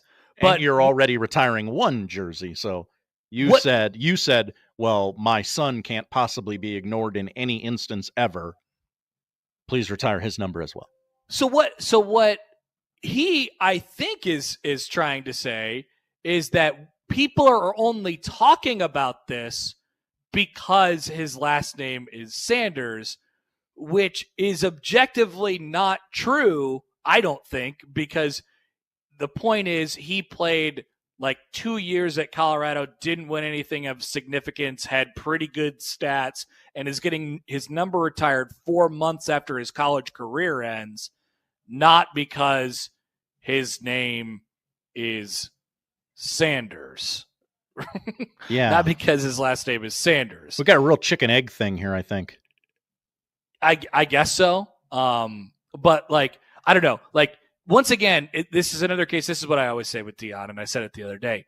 We have another situation of head so far up, own butt, that we don't know what anyone else is even talking about. Like, Deion's like, I can't believe you guys are mad at me for doing this. His name is like, you wouldn't be talking about it if his name was like Joe Smith or something like that. It's like, Deion, you're retiring your kid's number after he played at a place that has so much history and hasn't retired all these other numbers, like all-time great players who don't seem to be very happy about this, by the way. And there's a couple quotes in the story that I read on ESPN that I could share in a second.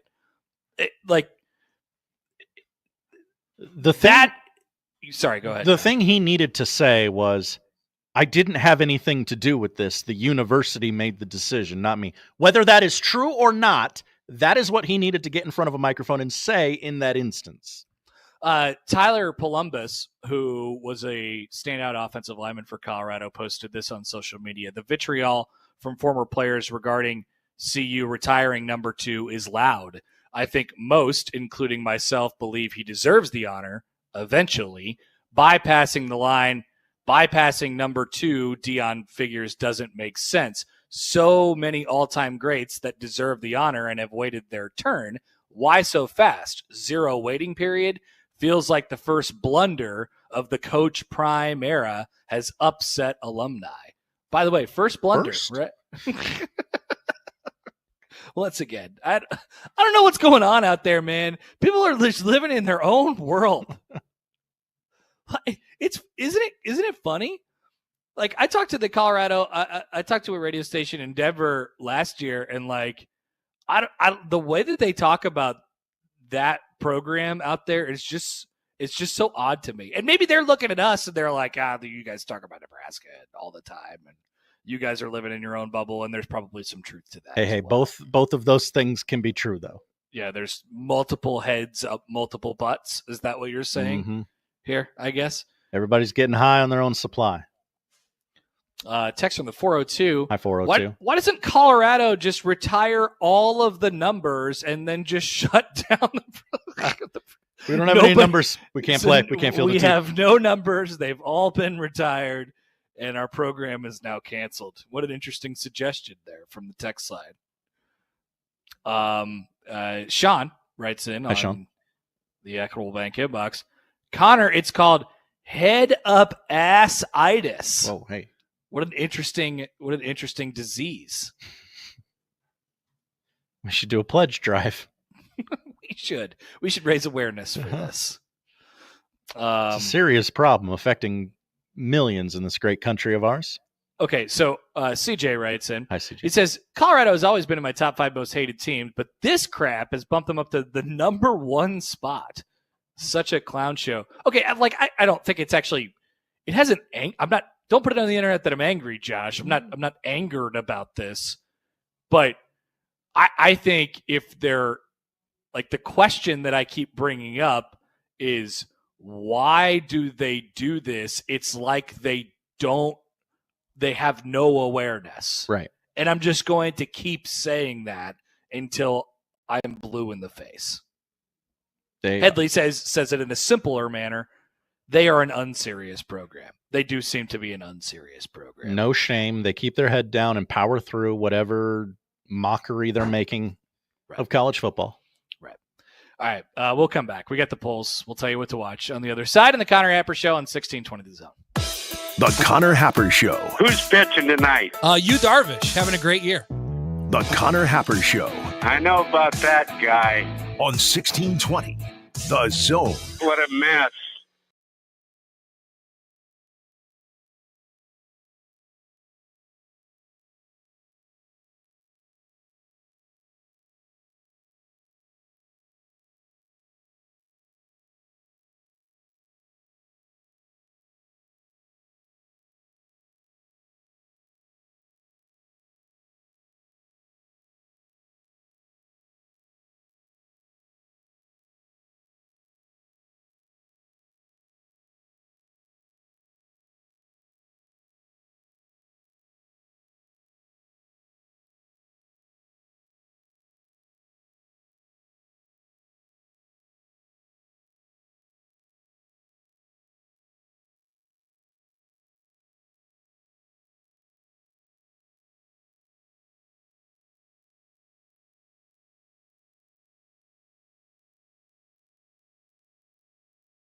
In school sports, it's easy to see the wins, the moments that make headlines.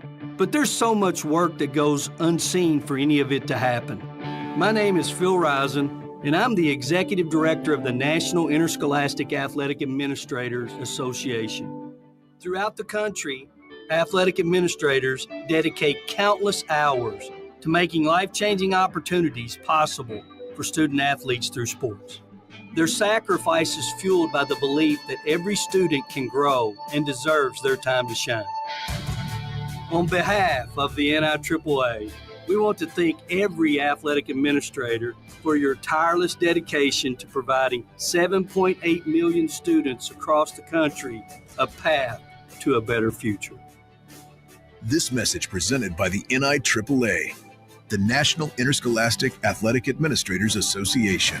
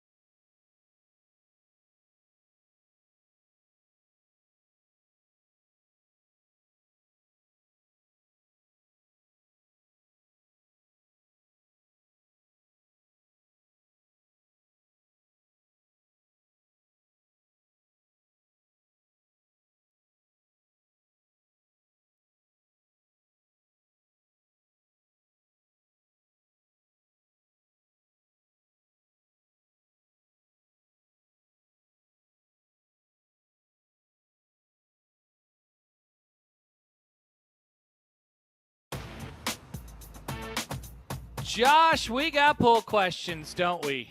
We sure do. On top of that beautiful graphic that we have up right now on the YouTube, Conair 2, the moon. I think we'll probably have to do some work on whatever's going on with Cage there. And we did change the title, Conair 2, Da Moon. Conair 2, Da Moon. Da Moon. Indeed. All right, here we go. At Happer Show on the JTech Instructions Twitter feed. Proper way to eat a chocolate bunny. Head first, legs first, or trash can? I'm going head first. Ears first, whichever you prefer to label it. Trash can. 69% nice say head first. 2.8% say legs first. Wow. And 28% say trash can. Bad luck for the legs first. Nobody goes legs first, I guess. Were you blessed to get big bunnies growing up? Hell no. That was a Matt McMaster thing that he said. No, I did not get big bunnies. My bunnies were small. 52% say yes, they got big bunnies. Wow. Entitled audience.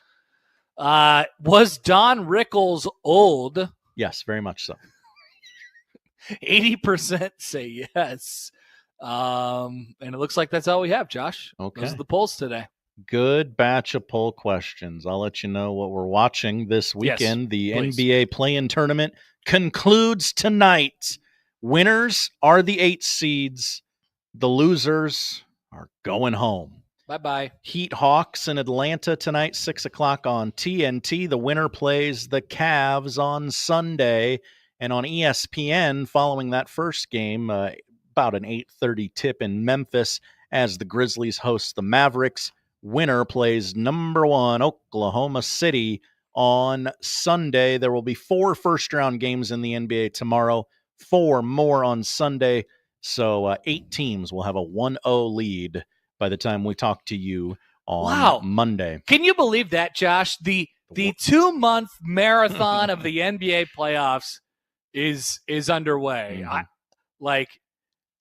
I will not go out of my way to watch anything, which means not this weekend. No, really at any point. I won't go out of my way to watch any of the NBA playoffs.